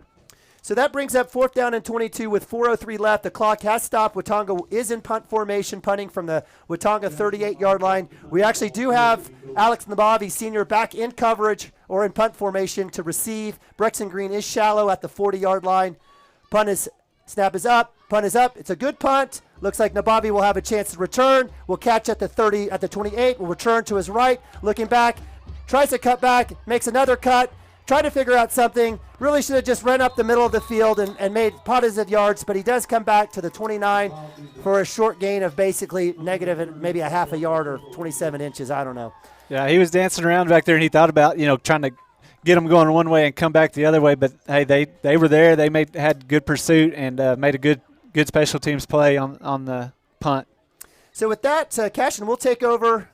1st down and 10 from their own 34-yard line with 3:42 left in the third quarter. Are we going to see a lot of pass plays here again, or are we going to open it up, or is it going to be a steady diet of maybe Caden Harrell there in the backfield out of the shotgun with Ben Harmon? Hey, with Shaq, I'm always open for a pass play. He likes to throw the ball, and right here in a game like this, Ben has had some trouble, getting the ball to where he wanted to go. Let's give it to him right here and let him pass the ball some. So on the jet sweep, Alex Nabavi receives. He's got a block. He cuts it up, has a chance, breaks one tackle, gets about 5 or 6 yards, positive yards, out to about the 37, 38-yard line on that jet sweep toss to Alex Nabavi. That'll bring up 2nd down and about maybe 3 or 4 from the, looks like the 36, 37-yard line. 2nd down and 4 for the Wild. Yeah, like I was saying, let's see if Shaq does give Ben some more chances to get the ball open up his arm a little bit, and just to get some of those throws under his belt later in this game.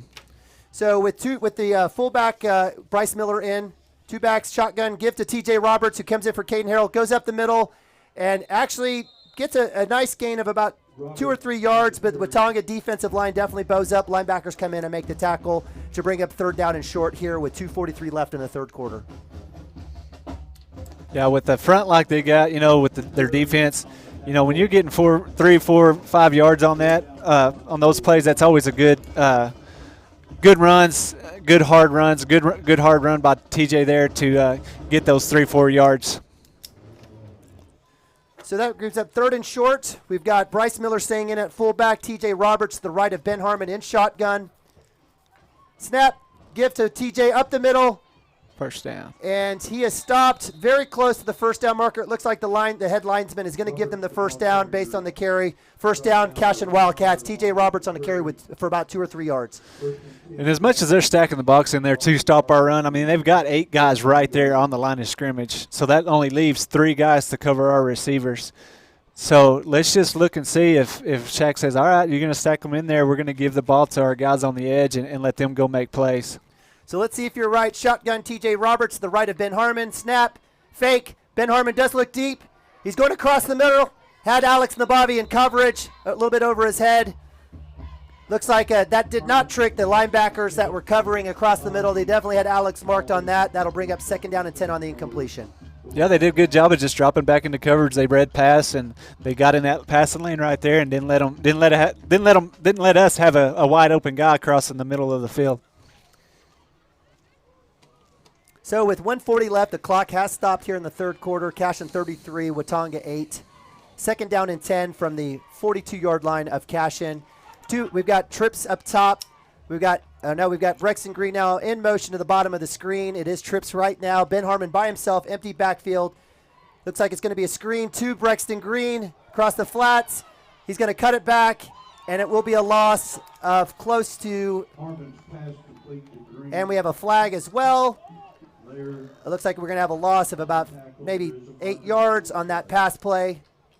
We do have a flag near the 49. Could have been defensive holding, maybe a personal foul of some sorts. Did you see something, partner?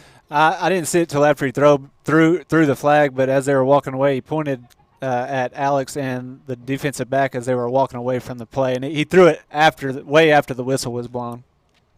So maybe some extracurricular activity. It looks like.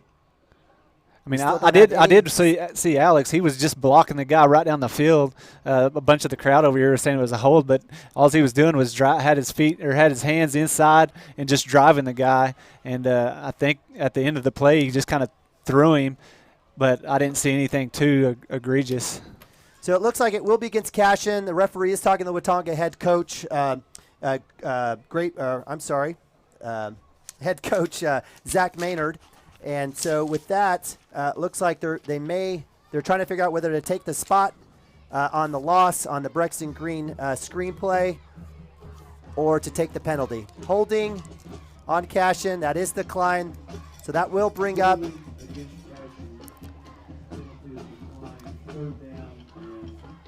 So that'll bring out third down at about 17 or 18 from the Cashion 34. Empty backfield, Harmon and shotgun. Looking across the middle, sees Brexton Green on the out at the 40. Brexton trying to make a move, does make a move, makes another move, cuts back, across the 50, does get the first down, has a chance to keep going all the way down to the 38-yard line in Watonga Terry. Great individual play there, again by Brexton Green. We've seen it all night. Certainly something going on with his cleats. He's able to make those cuts and look pretty out there. Yeah, the wet grass slipping, that doesn't pertain to Brexton Green right there. He is stopping on a dime, being explosive out of the cuts, and he's just pulling away from those guys, and he's kind of, just leaving them where they're standing and getting down the field. Great job, great individual effort by Brexton Green. So with 51 seconds here, clock is running in the third quarter. Cashion out, empty backfield again, trips right, twins up top. Ben Harmon in shotgun, snap, looking across the middle. He's got Alex Nababi across the middle. Great catch at the 20. To the 20, he's got a chance. 10, 5, gets the block by Sam Brown and is in for the touchdown on a crossing route. Ben Harmon to Alex Nababi for a 39-yard touchdown. Cashion Wildcats put another one up on the scoreboard. Hey, that was a great job by Sam over here. You know, after Alex made the good catch and made the move to make the guy miss, Sam was still, downfield. He didn't make the catch, so he didn't just quit on the play. He found his man, locked up with him, and started driving his feet and gave Alex a chance to get in the end zone. Great job by Alex and Sam there to get in the end zone. So they've run that crossing route, that little deep search, that crossing route about 100 times tonight. They finally hit it there. Alex was open, made a great catch. Hayden Aaron, kick is up, and it is good. So with 28 seconds left, Cashion Wildcats put another one up on the board. It is Cashion 40, Watonga 8 here in Watonga Field. So we're seeing a little bit of the Cashion magic, a little bit of the Wildcat magic come back out of the halftime. They've taken care of the ball. We've taken care of the ball. We in every possession. Just played stout defense, got the ball back, and then we've run the ball if we wanted to run the ball with Caden. We've thrown the ball when we wanted to throw the ball with Braxton and Alex.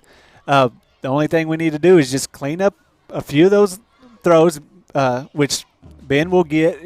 On a good night, he's not overthrowing those. And just like right there, you can tell I mean, I don't know if you can tell or not, but it has kind of stopped raining. The ball's drier. He's able to step up, step into the throw, make good throws, and he hit Alex on the run right there for him to make the big play. Yeah, that was a great ball, and I totally agree with you, Chris. Bennett's made the adjustments at halftime. The ball's coming out a lot crisper, cleaner, throwing well, stepping up in the pocket, definitely a lot more comfortable. So with that, Cashion will be kicking off from the 40. Senior Hayden Aaron is back for Watonga. We have White Shirt and Jackson. The kick is up. It will go deep to White Shirt. He looks like he will catch it around the 9-yard line. Will cut back to his right side. Coverage is there. He's got a lane. He's got a chance. Hayden Aaron out there with a big hit. That's a kicker, folks. That's a kicker. That's a kicker making a big-time tackle and certainly getting celebration there by his teammates. Making a play out there on the edge. Woo, Hayden Aaron. Hey, when you have a guy like that kicks the ball, you can let the other 10 guys get down the field because you know Hayden's back there as the safety outlet that's going to bring the thunder if a guy gets loose like that, and that's exactly what he did. He saw the guy breaking. He just put his head down and put him like 5 yards into the sideline. Absolutely love it. Hayden Aaron had about 5 tackles last week. He was probably hungry, saying, hey, I need to get one out tonight. You all are passing to me. I'm going to take one out at kicker. Great play, great coverage. Hey, kudos to White Shirt there on that run there. Had a nice lane, made a nice run cut up the right side to get the ball out to the 42-yard line for Watonga. Well, they'll take over with 16 seconds left here in the third quarter, possibly the last play before we head to the fourth. Gavin Phippen in at corner. That's a new face out there. Good to see number 7, the sophomore. Handoff fumble. Oh, did we get it? It looks like it is recovered by Watonga out around the 40-yard line on the dive play. Mishandled. Great coverage and pressure there. Caden Harrell is grabbing his knee. Oh, no. On that play. So good play there by Ryan Baker to kind of blow that up. And we'll go ahead and it looks like it hopefully is just a cramp. Yeah, I think the way the trainer grabbed him there and where he's grabbing, I think it's just cramping up on him. All right, so with that, we're going to go ahead and take a timeout for transition to the fourth quarter. Make sure that you guys stay here. Do not move.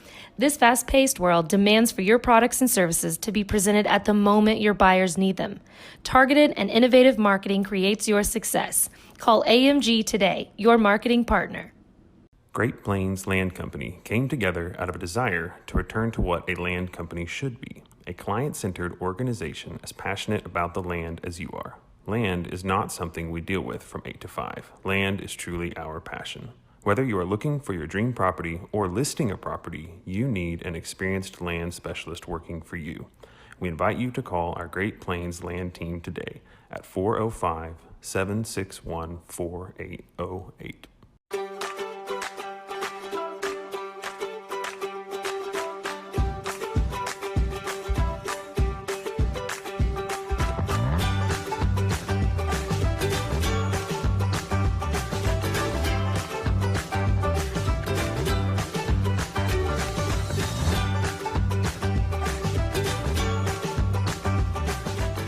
Like the pros.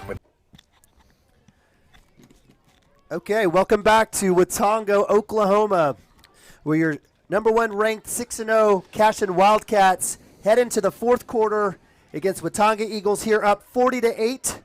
We have the start of the fourth quarter. Just to let you guys know, if you're watching from home, we did watch Caden Harrell jog off the field. He did have look like a cramp in his calf. Replacing him at middle linebacker is sophomore Nick Nabavi, number 4.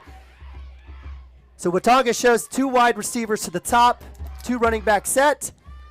Reza back to pass, rolls to his left. Nick Nabavi in pursuit, cross his body. Oh, it is bobbled. Hayden Aaron there. Hayden Aaron back in coverage. Created the tip. The pass was intended for number 4, Sebastian Whiteshirt. Comes up short. We'll bring up 3rd down and long. Hayden Aaron's going to want that back because he was right there. He just kind of looked up a little too late. I want to kind of go over a stat from the first three quarters. Cashion had 339 yards to 57 for Watonga. Woo. So whenever I was saying we're kind of doing what we're wanting to do, that just shows it right there. We're kind of doing anything we want, and we're stopping anything that they're throwing at us. So with that, 3rd and long. Reza will keep left, option left. Oh, he's got a lane. Kyle Jones in pursuit. Slows him down and makes the touchdown-saving tackle at the 40-yard line on the Cashion side. Great run, great move, great Great pursuit there by Kyle Jones on the very long first down run by Reza, number 7 for Watonga. Hey, Reza, that's what his bread and butter is right there, and he does that to teams all day long. And for that to be really the first time he's really hurt us on it, give credit to that our defense. And but whenever he usually gets in the field, open field like that, he usually scores. So give credit to Kyle Jones for running him down and making a play and not letting him get in the end zone right there. Good job by nice Kyle chase Jones. Down. So Gavin Fippen out here on the receiver, full house backfield. Handoff up the middle, number 2. Hayden Aaron there with the chance with the tackle. Breaks free. Justice Broadbent, Sam Brown come up and clean up. Nice run there by number 2, Dalton Laird, halfback senior, 6 foot, 205. Nice run up the middle and cut to the outside. Broke a couple tackles. Yeah, just right up the middle. There was a hole there, and he kind of broke a tackle, and once he got in that second level and got past it, we didn't have anybody back there. And but like I said, we chased them down and got the stop. So let's see if we can buckle down here and keep them out of the end zone.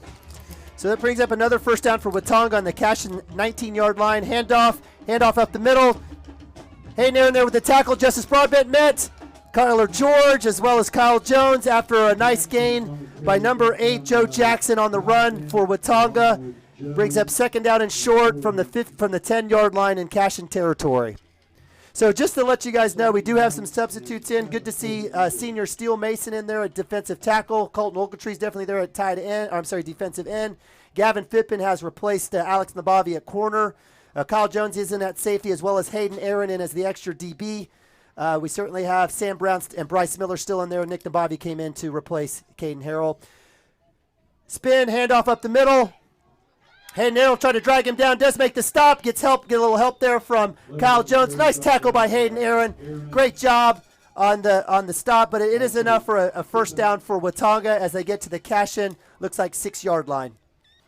Was good for a first and goal for the Eagles from the Cashion 6-yard line. It's like Colton Southall coming off. Looks like sophomore Joey Wilson has come in to replace Southall on the D-line. Let's see if they can buckle up and keep these guys out of the end zone. First down and 10 from the 6. Reza, snap, spin, handoff up the middle. Met in the hole by Bryce Miller, drug back. Nice job there by Bryce Miller to make the stop on a very short gain, maybe to about the 4.5-4-yard line. Yeah, they're going to try to just pound the ball right up the middle, and then but keep watching. I mean, they've had 4 plays right up the middle right there. Watch him pull that dive play now as everybody kind of jumps in to stop that run up the middle and break it on the outside. So with that, Watonga has second and goal from the 4-yard line. 8:28 left in the fourth quarter. Clock is running, 16 on the play clock. Tight formation. Reza snaps, looks for the pass, throws out deep, and is knocked down. Great coverage there by Gavin Fippen. What? And we have a flag. Gavin, all he did was reach over and knock the ball down before the ball even got to the receiver. I guess maybe the official saw it different. Maybe he saw him come through him to knock the ball down. But, I mean, that's kind of a judgment call there. Partner, I don't know about that. He's going to call it. He's going to call that, I guess.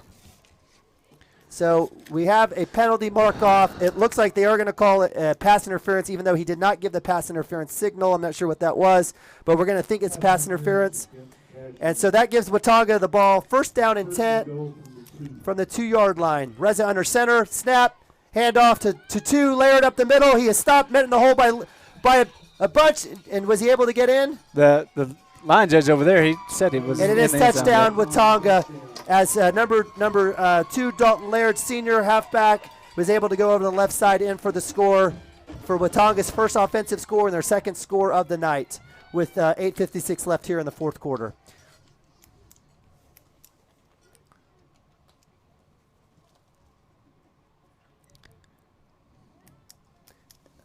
Yeah, looking at the replay here on the pass play, I'm not sure, but that's okay.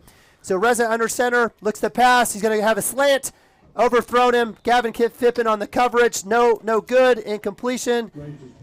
And so with that, folks, with 8:56 left here in the fourth quarter, it is your number 1 ranked Cashion Wildcats here on CashionWildcats.tv, powered by Squirtle 40. Your home team, Watonga Eagles, here in Watonga, Oklahoma, 14. Yeah, they they took advantage of some of the substitutions we had, but, I mean, give it up to them. They made some blocks, some big runs, kind of had a little help with the penalty there, got in the end zone. You don't want to use that as an excuse of bringing in substitutes because, hey, we're going to need those guys in. When you make a deep playoff run, those guys are going to have to step up.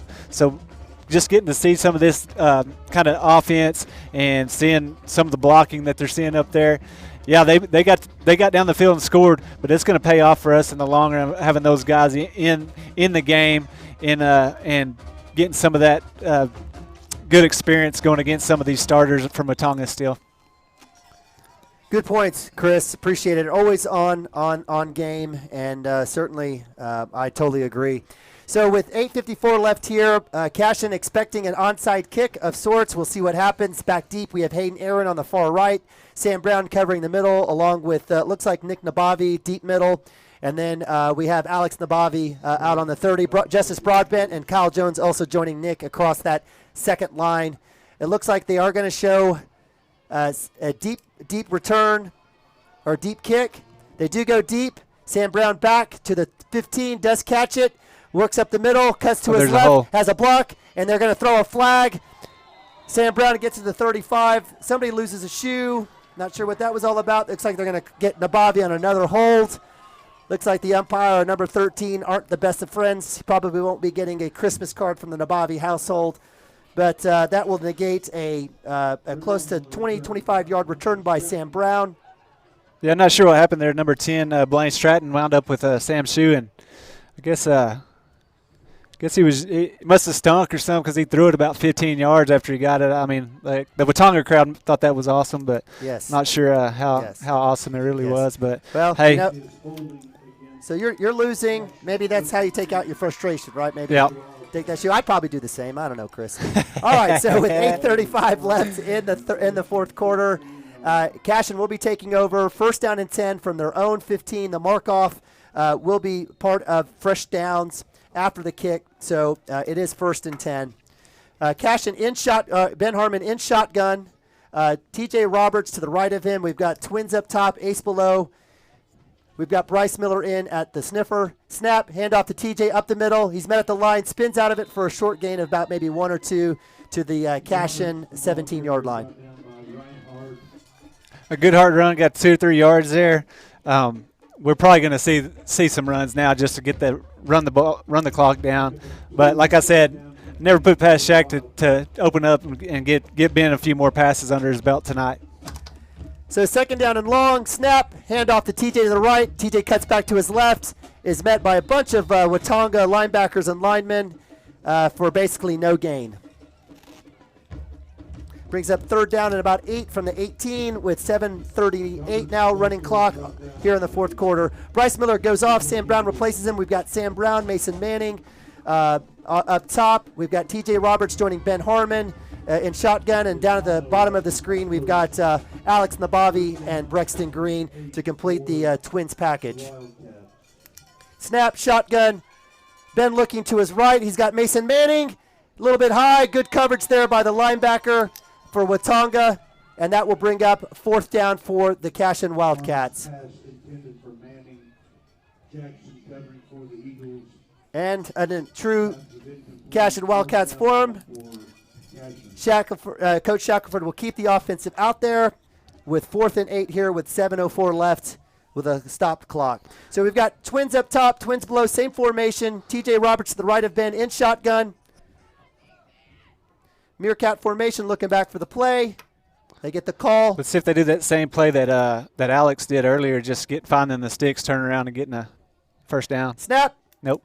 Bubble, tunnel to Alex Nabavi, gets a block, cuts it up, has a chance. He's at the 30, to the 40, to the 50. He's got a man in pursuit. Does he have enough juice to get all the way to the end zone? 10-5, touchdown, Cashion on a 82-yard tunnel screen from Ben Harmon to senior Alex Nabavi to put another touchdown on the board for the Cashion Wildcats. I wasn't sure Alex was going to have enough juice to get it there, but he eked it out. Thank God we fed him dinner tonight before the game. Hey, you got to have faith in your boy that he's got the wheels. Come on now. Hey, that was a great great call right there, really, because they were kind of expecting a deeper pass, being that we were, behind the chains, fourth down play, got him in there, had linemen coming out, gave him the perfect lane. Alex saw the opening, cut it back outside, and got down the sideline and proved his dad wrong that he didn't that he had the wheels to make it to the end zone.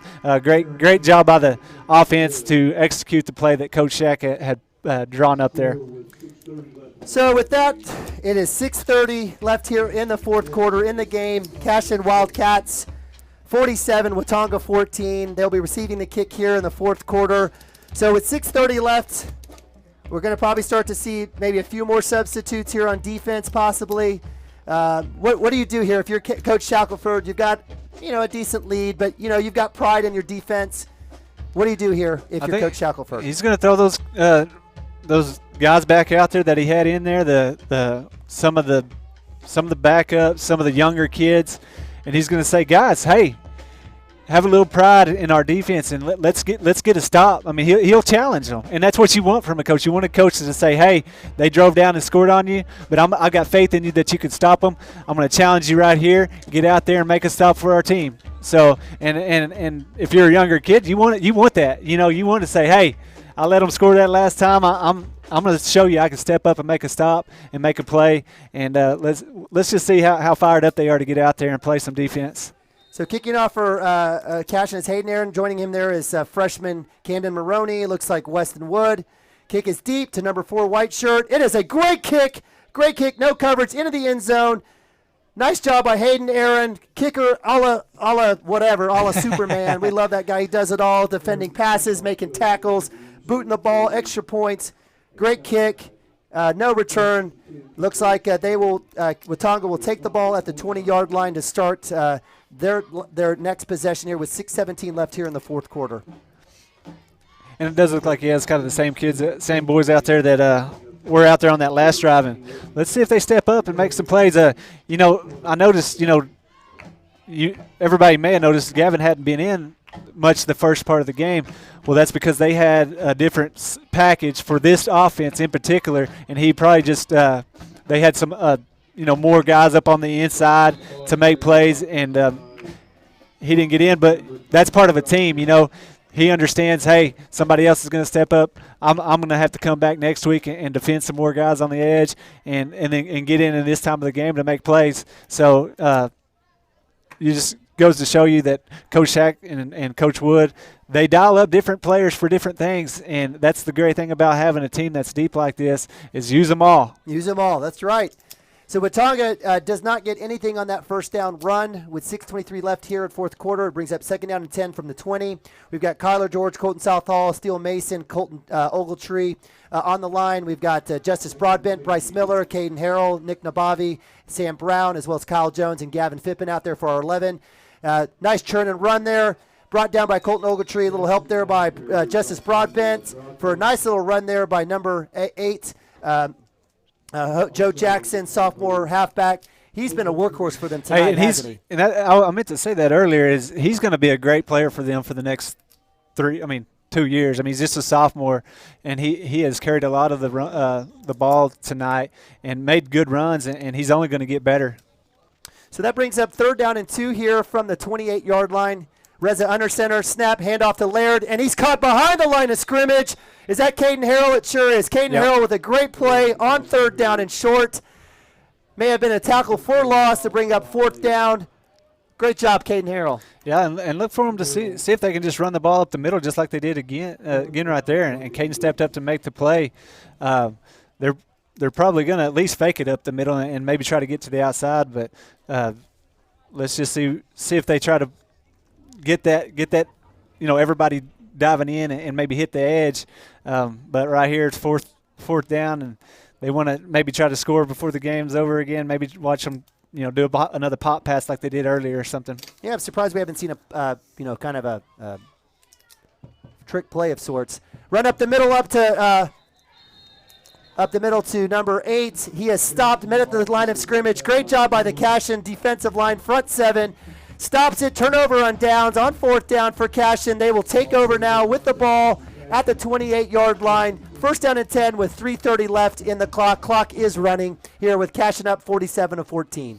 Yeah, and we're up to Cashion for the total yards throughout up to this point is up to 423 to Watonga's 122. They got some good yards on that drive before last, and but that time, man, we stuck it to them and played our defense and got the ball back. So Ben Harmon trots out on the field. We've got Brexton Green and Alex Nababi down low. We've got Kyler George and Bryce Miller in the double tight end set. TJ Roberts joining Ben Harmon in shotgun to his left. Looks like it's going to be a steady dose of running here, I've got to imagine. Snap, hand off to TJ to the right, looking for blocker, staying patient. Dives forward for a little bit. Great job by number 8, Joe Jackson on the tackle behind the line of scrimmage for a tackle for loss against TJ Roberts. Yeah, that was a good tackle there because TJ had some room, and if the guy wouldn't have made a play, he would have had plenty of room to get down the field. So give it up to him for making a tackle on a really good running back that can usually break those out. So clock running with 2:20 left here, second down and long. I want to thank all the folks, most likely Justin Baker out there, for updating our Squirtle Cashion scoreboard. So we've got second and long. Harmon, pitch out to TJ to the right. He's got Ryan Baker with a nice block out there. Cuts it outside. Short gain of about 2 and 3. Great block there by Ryan Baker leading the pack out there. It'll bring up third down and about maybe 7 or 8 for the Cashion Wildcats with 1:55. Clock did not stop. 1:52 now left here in the fourth quarter. We're looking at probably most likely the last 2 plays of the game.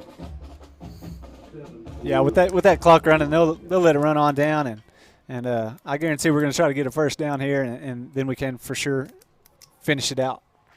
So with third down and 8 on the Watonga 25-yard line, we've got twins up top, double tight end set with Kyler George and Bryce Miller, Alex Nababi. Brexton Green comes back in motion, double back set now with TJ Roberts. Shotgun, snap to Brexton Green to his left. He's got a lane, got some blockers, cuts it back out. Great play there by Whiteside on the tackle on Brexton Green to bring up fourth down with 1:14 left here in the fourth quarter. Yeah, God didn't let him get on the edge there and got out there and got in his legs and brought him down. So I've got to believe another run play here to milk out. We've got the play clock sitting at about 26 seconds. Watonga will get the ball with about 30 seconds left on the play clock, on the game clock. Fourth down and about 11 or 12. Cashion showing their double tight end set with Kyler George and Bryce Miller at the fullback. Harmon coming in, TJ Roberts to his right. Up top, we've got Alex Nababi and Brexton Green. They look over to the play. Snap, fake. Harmon going deep on the wheel route to Brexton Green in the corner. Touchdown! Hey, wow. Perfect drop. I mean, dropped it in. Couldn't drop it in any better than that right there. And, hey, that's exactly what the throw that we want to end on for Ben to move forward. I mean, he kind of had his ups and downs tonight with the ball being slippery, being wet. Coach Shack said, hey, I'm going to give you one more chance to drop the ball in and make a great pass down the field. And Ben stepped up and said, all right, Coach, I can do it, and dropped it in perfect to Brexton for the touchdown. So with that, it is Cashion 53, Watonga 14 with 20 seconds left in the game.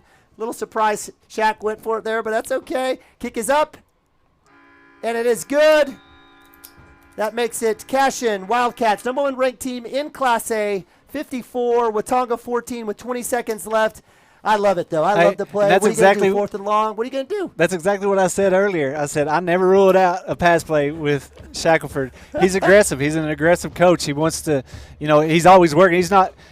He didn't run that play to run the score. He ran that play to work on it for next week or the next week, because we're going to run into some teams that we're going to have to make those plays on, and to get that under Ben's belt and get that confidence boost for him going into the next week, because we got 2 big games coming up, and we need that confidence in Ben that he can make those plays down the field, and that's exactly why he ran that play. I totally agree with you, partner Chris. Spot on as usual. It's almost like you're living in everybody's head.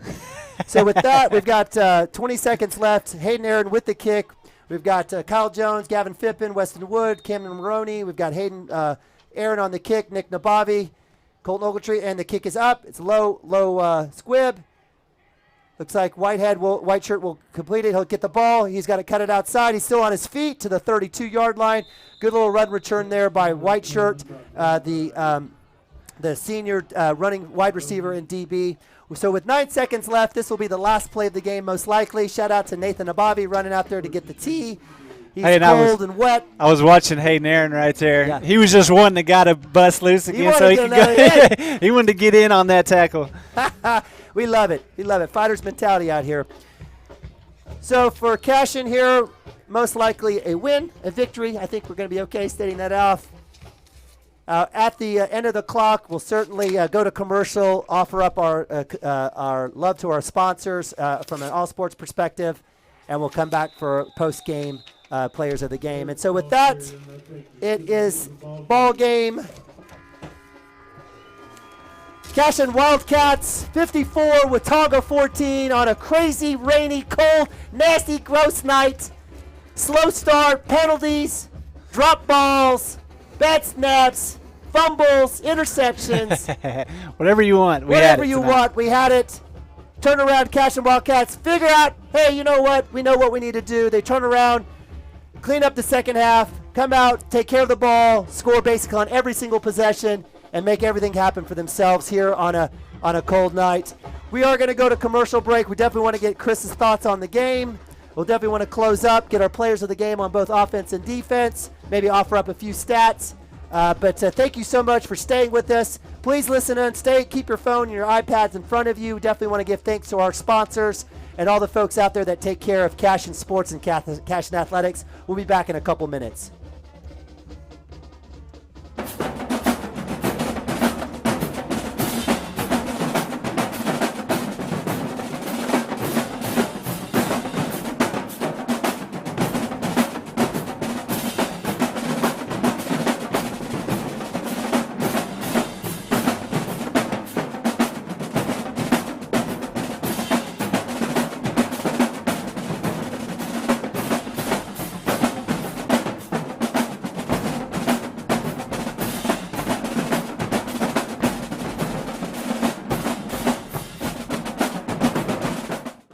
Allegiant Marketing Group produces inbound lead generation for our clients through integrated traditional and digital campaigns. We continuously develop new strategies, tactics, and productive efficiencies so you can reach your target market and get a measurable return on investment. All right, well, welcome back to Watonga, Oklahoma, Watonga Field as your number one ranked Cashion Wildcats move to 7-0 on the year with a very resounding but yet sloppy win, 54-14 over Watonga here tonight. Certainly, I know we left with some good plays at the end. Certainly, the last play of the game was certainly a beautiful throw by Ben Harmon. I think we started off a little slow. And, it's very possible as the team is going through, it's not a short season. They may be looking ahead. They may be trying to think where Watonga is versus what they have down the road. But they certainly took care of business. Chris, what are your thoughts, your perspectives regarding tonight's win tonight here in Watonga? I mean, just coming into an environment where, like I said, they're pumped up. It's senior night. They've got to win 2 of their next 3 games to even make the playoffs. So they're fired up to come into a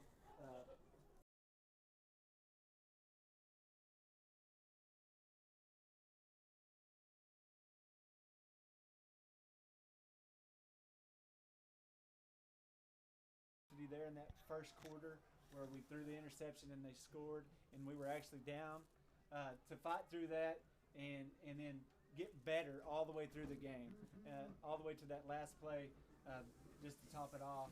So to have that right there, I mean, I'm going to go ahead and say it, this year I haven't seen us play a good, clean game from start to finish yet.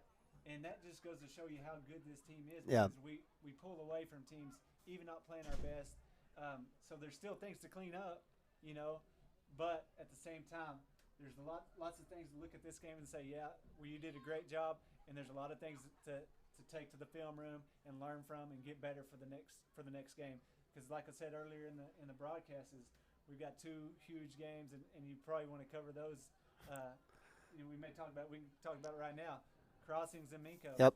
Their Crossings this year They haven't probably had as much success as they've wanted to this year, but they beat CHA, which gave us all we wanted. Right.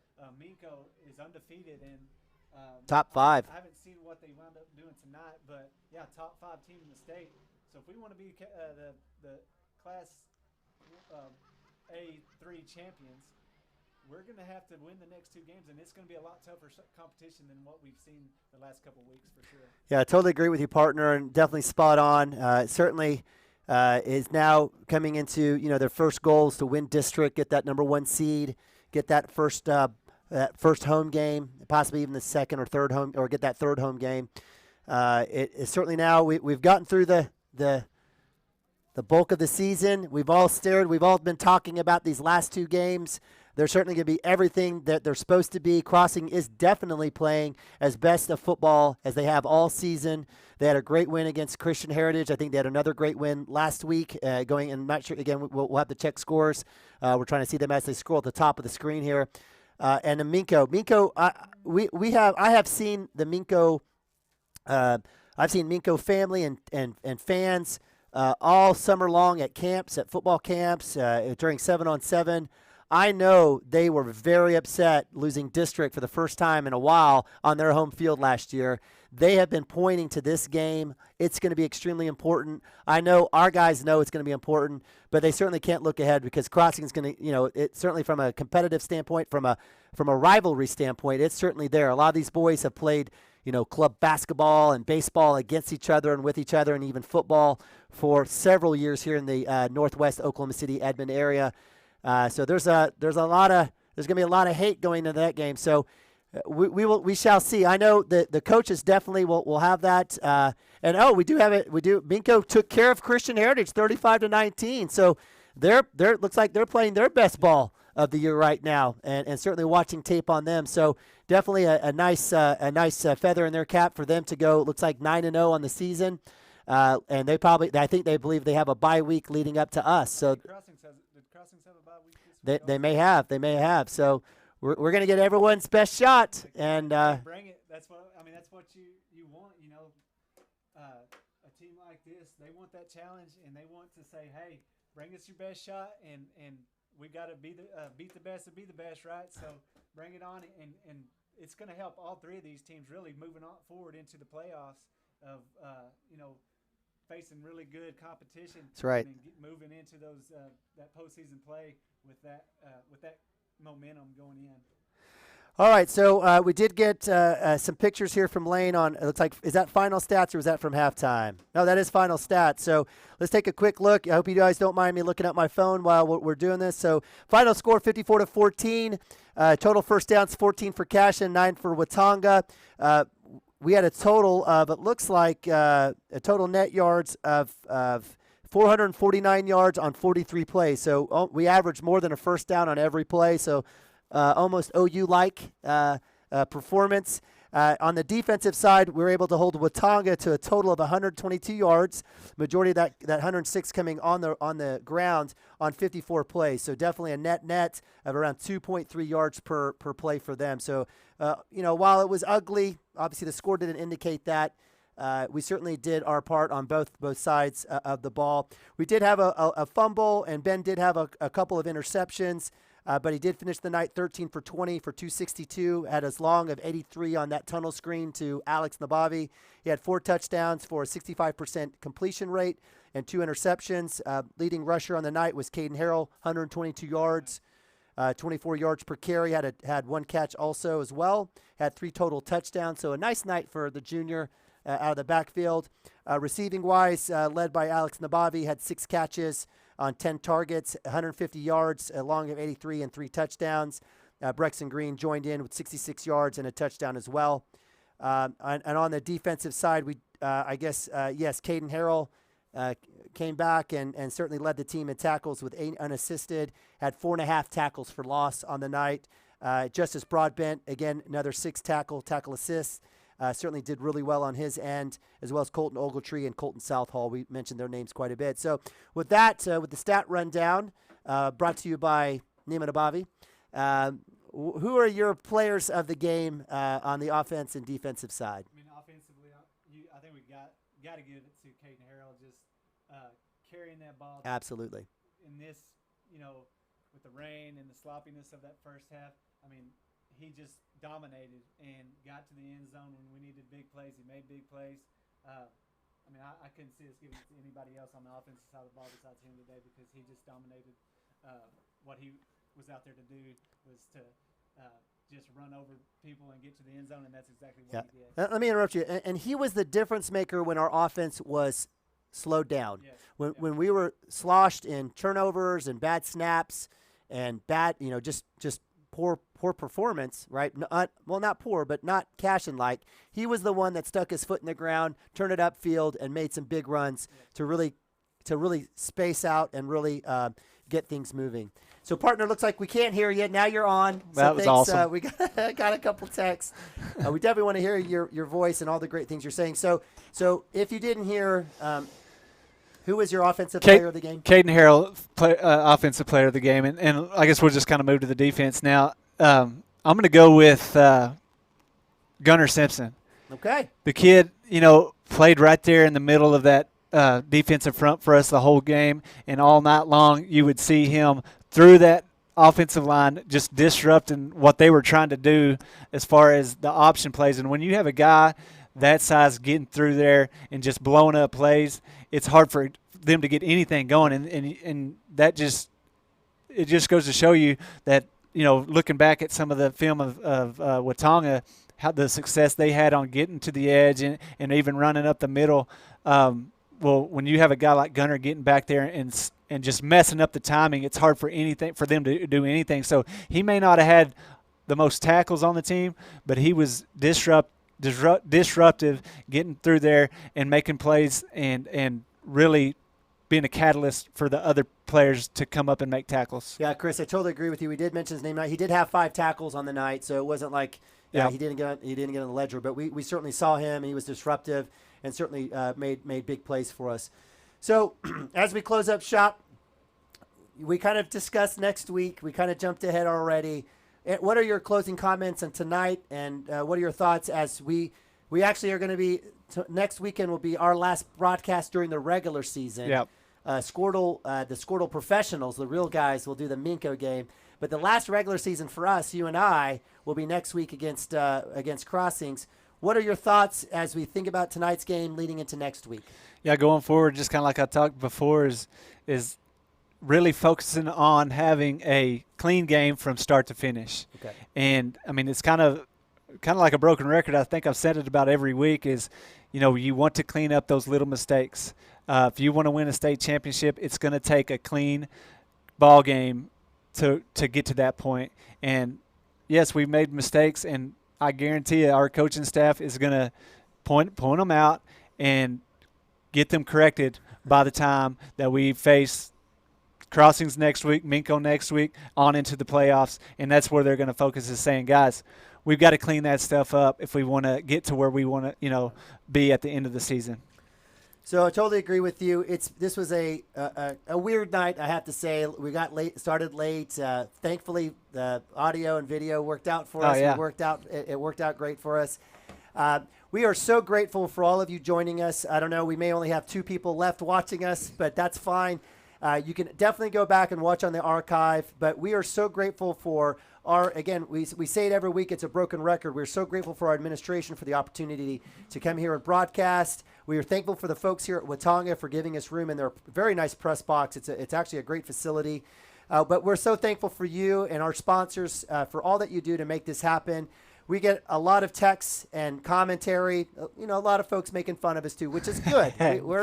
we put it out there to be made. That's fun how we of. know they love us. Absolutely. But we are so grateful for you guys tuning in and watching us. We want you to continue to tune in, not only next week, but tune in when the real professionals are doing the job and doing the game against Minko here in 2 weeks. As we go deep in the playoffs, we're hoping for a deep run. So we hope that you get sick and tired of us through the course of the playoff season. And then as we transition into girls and boys basketball and possibly into baseball in the spring. But thank you guys so much for joining tonight.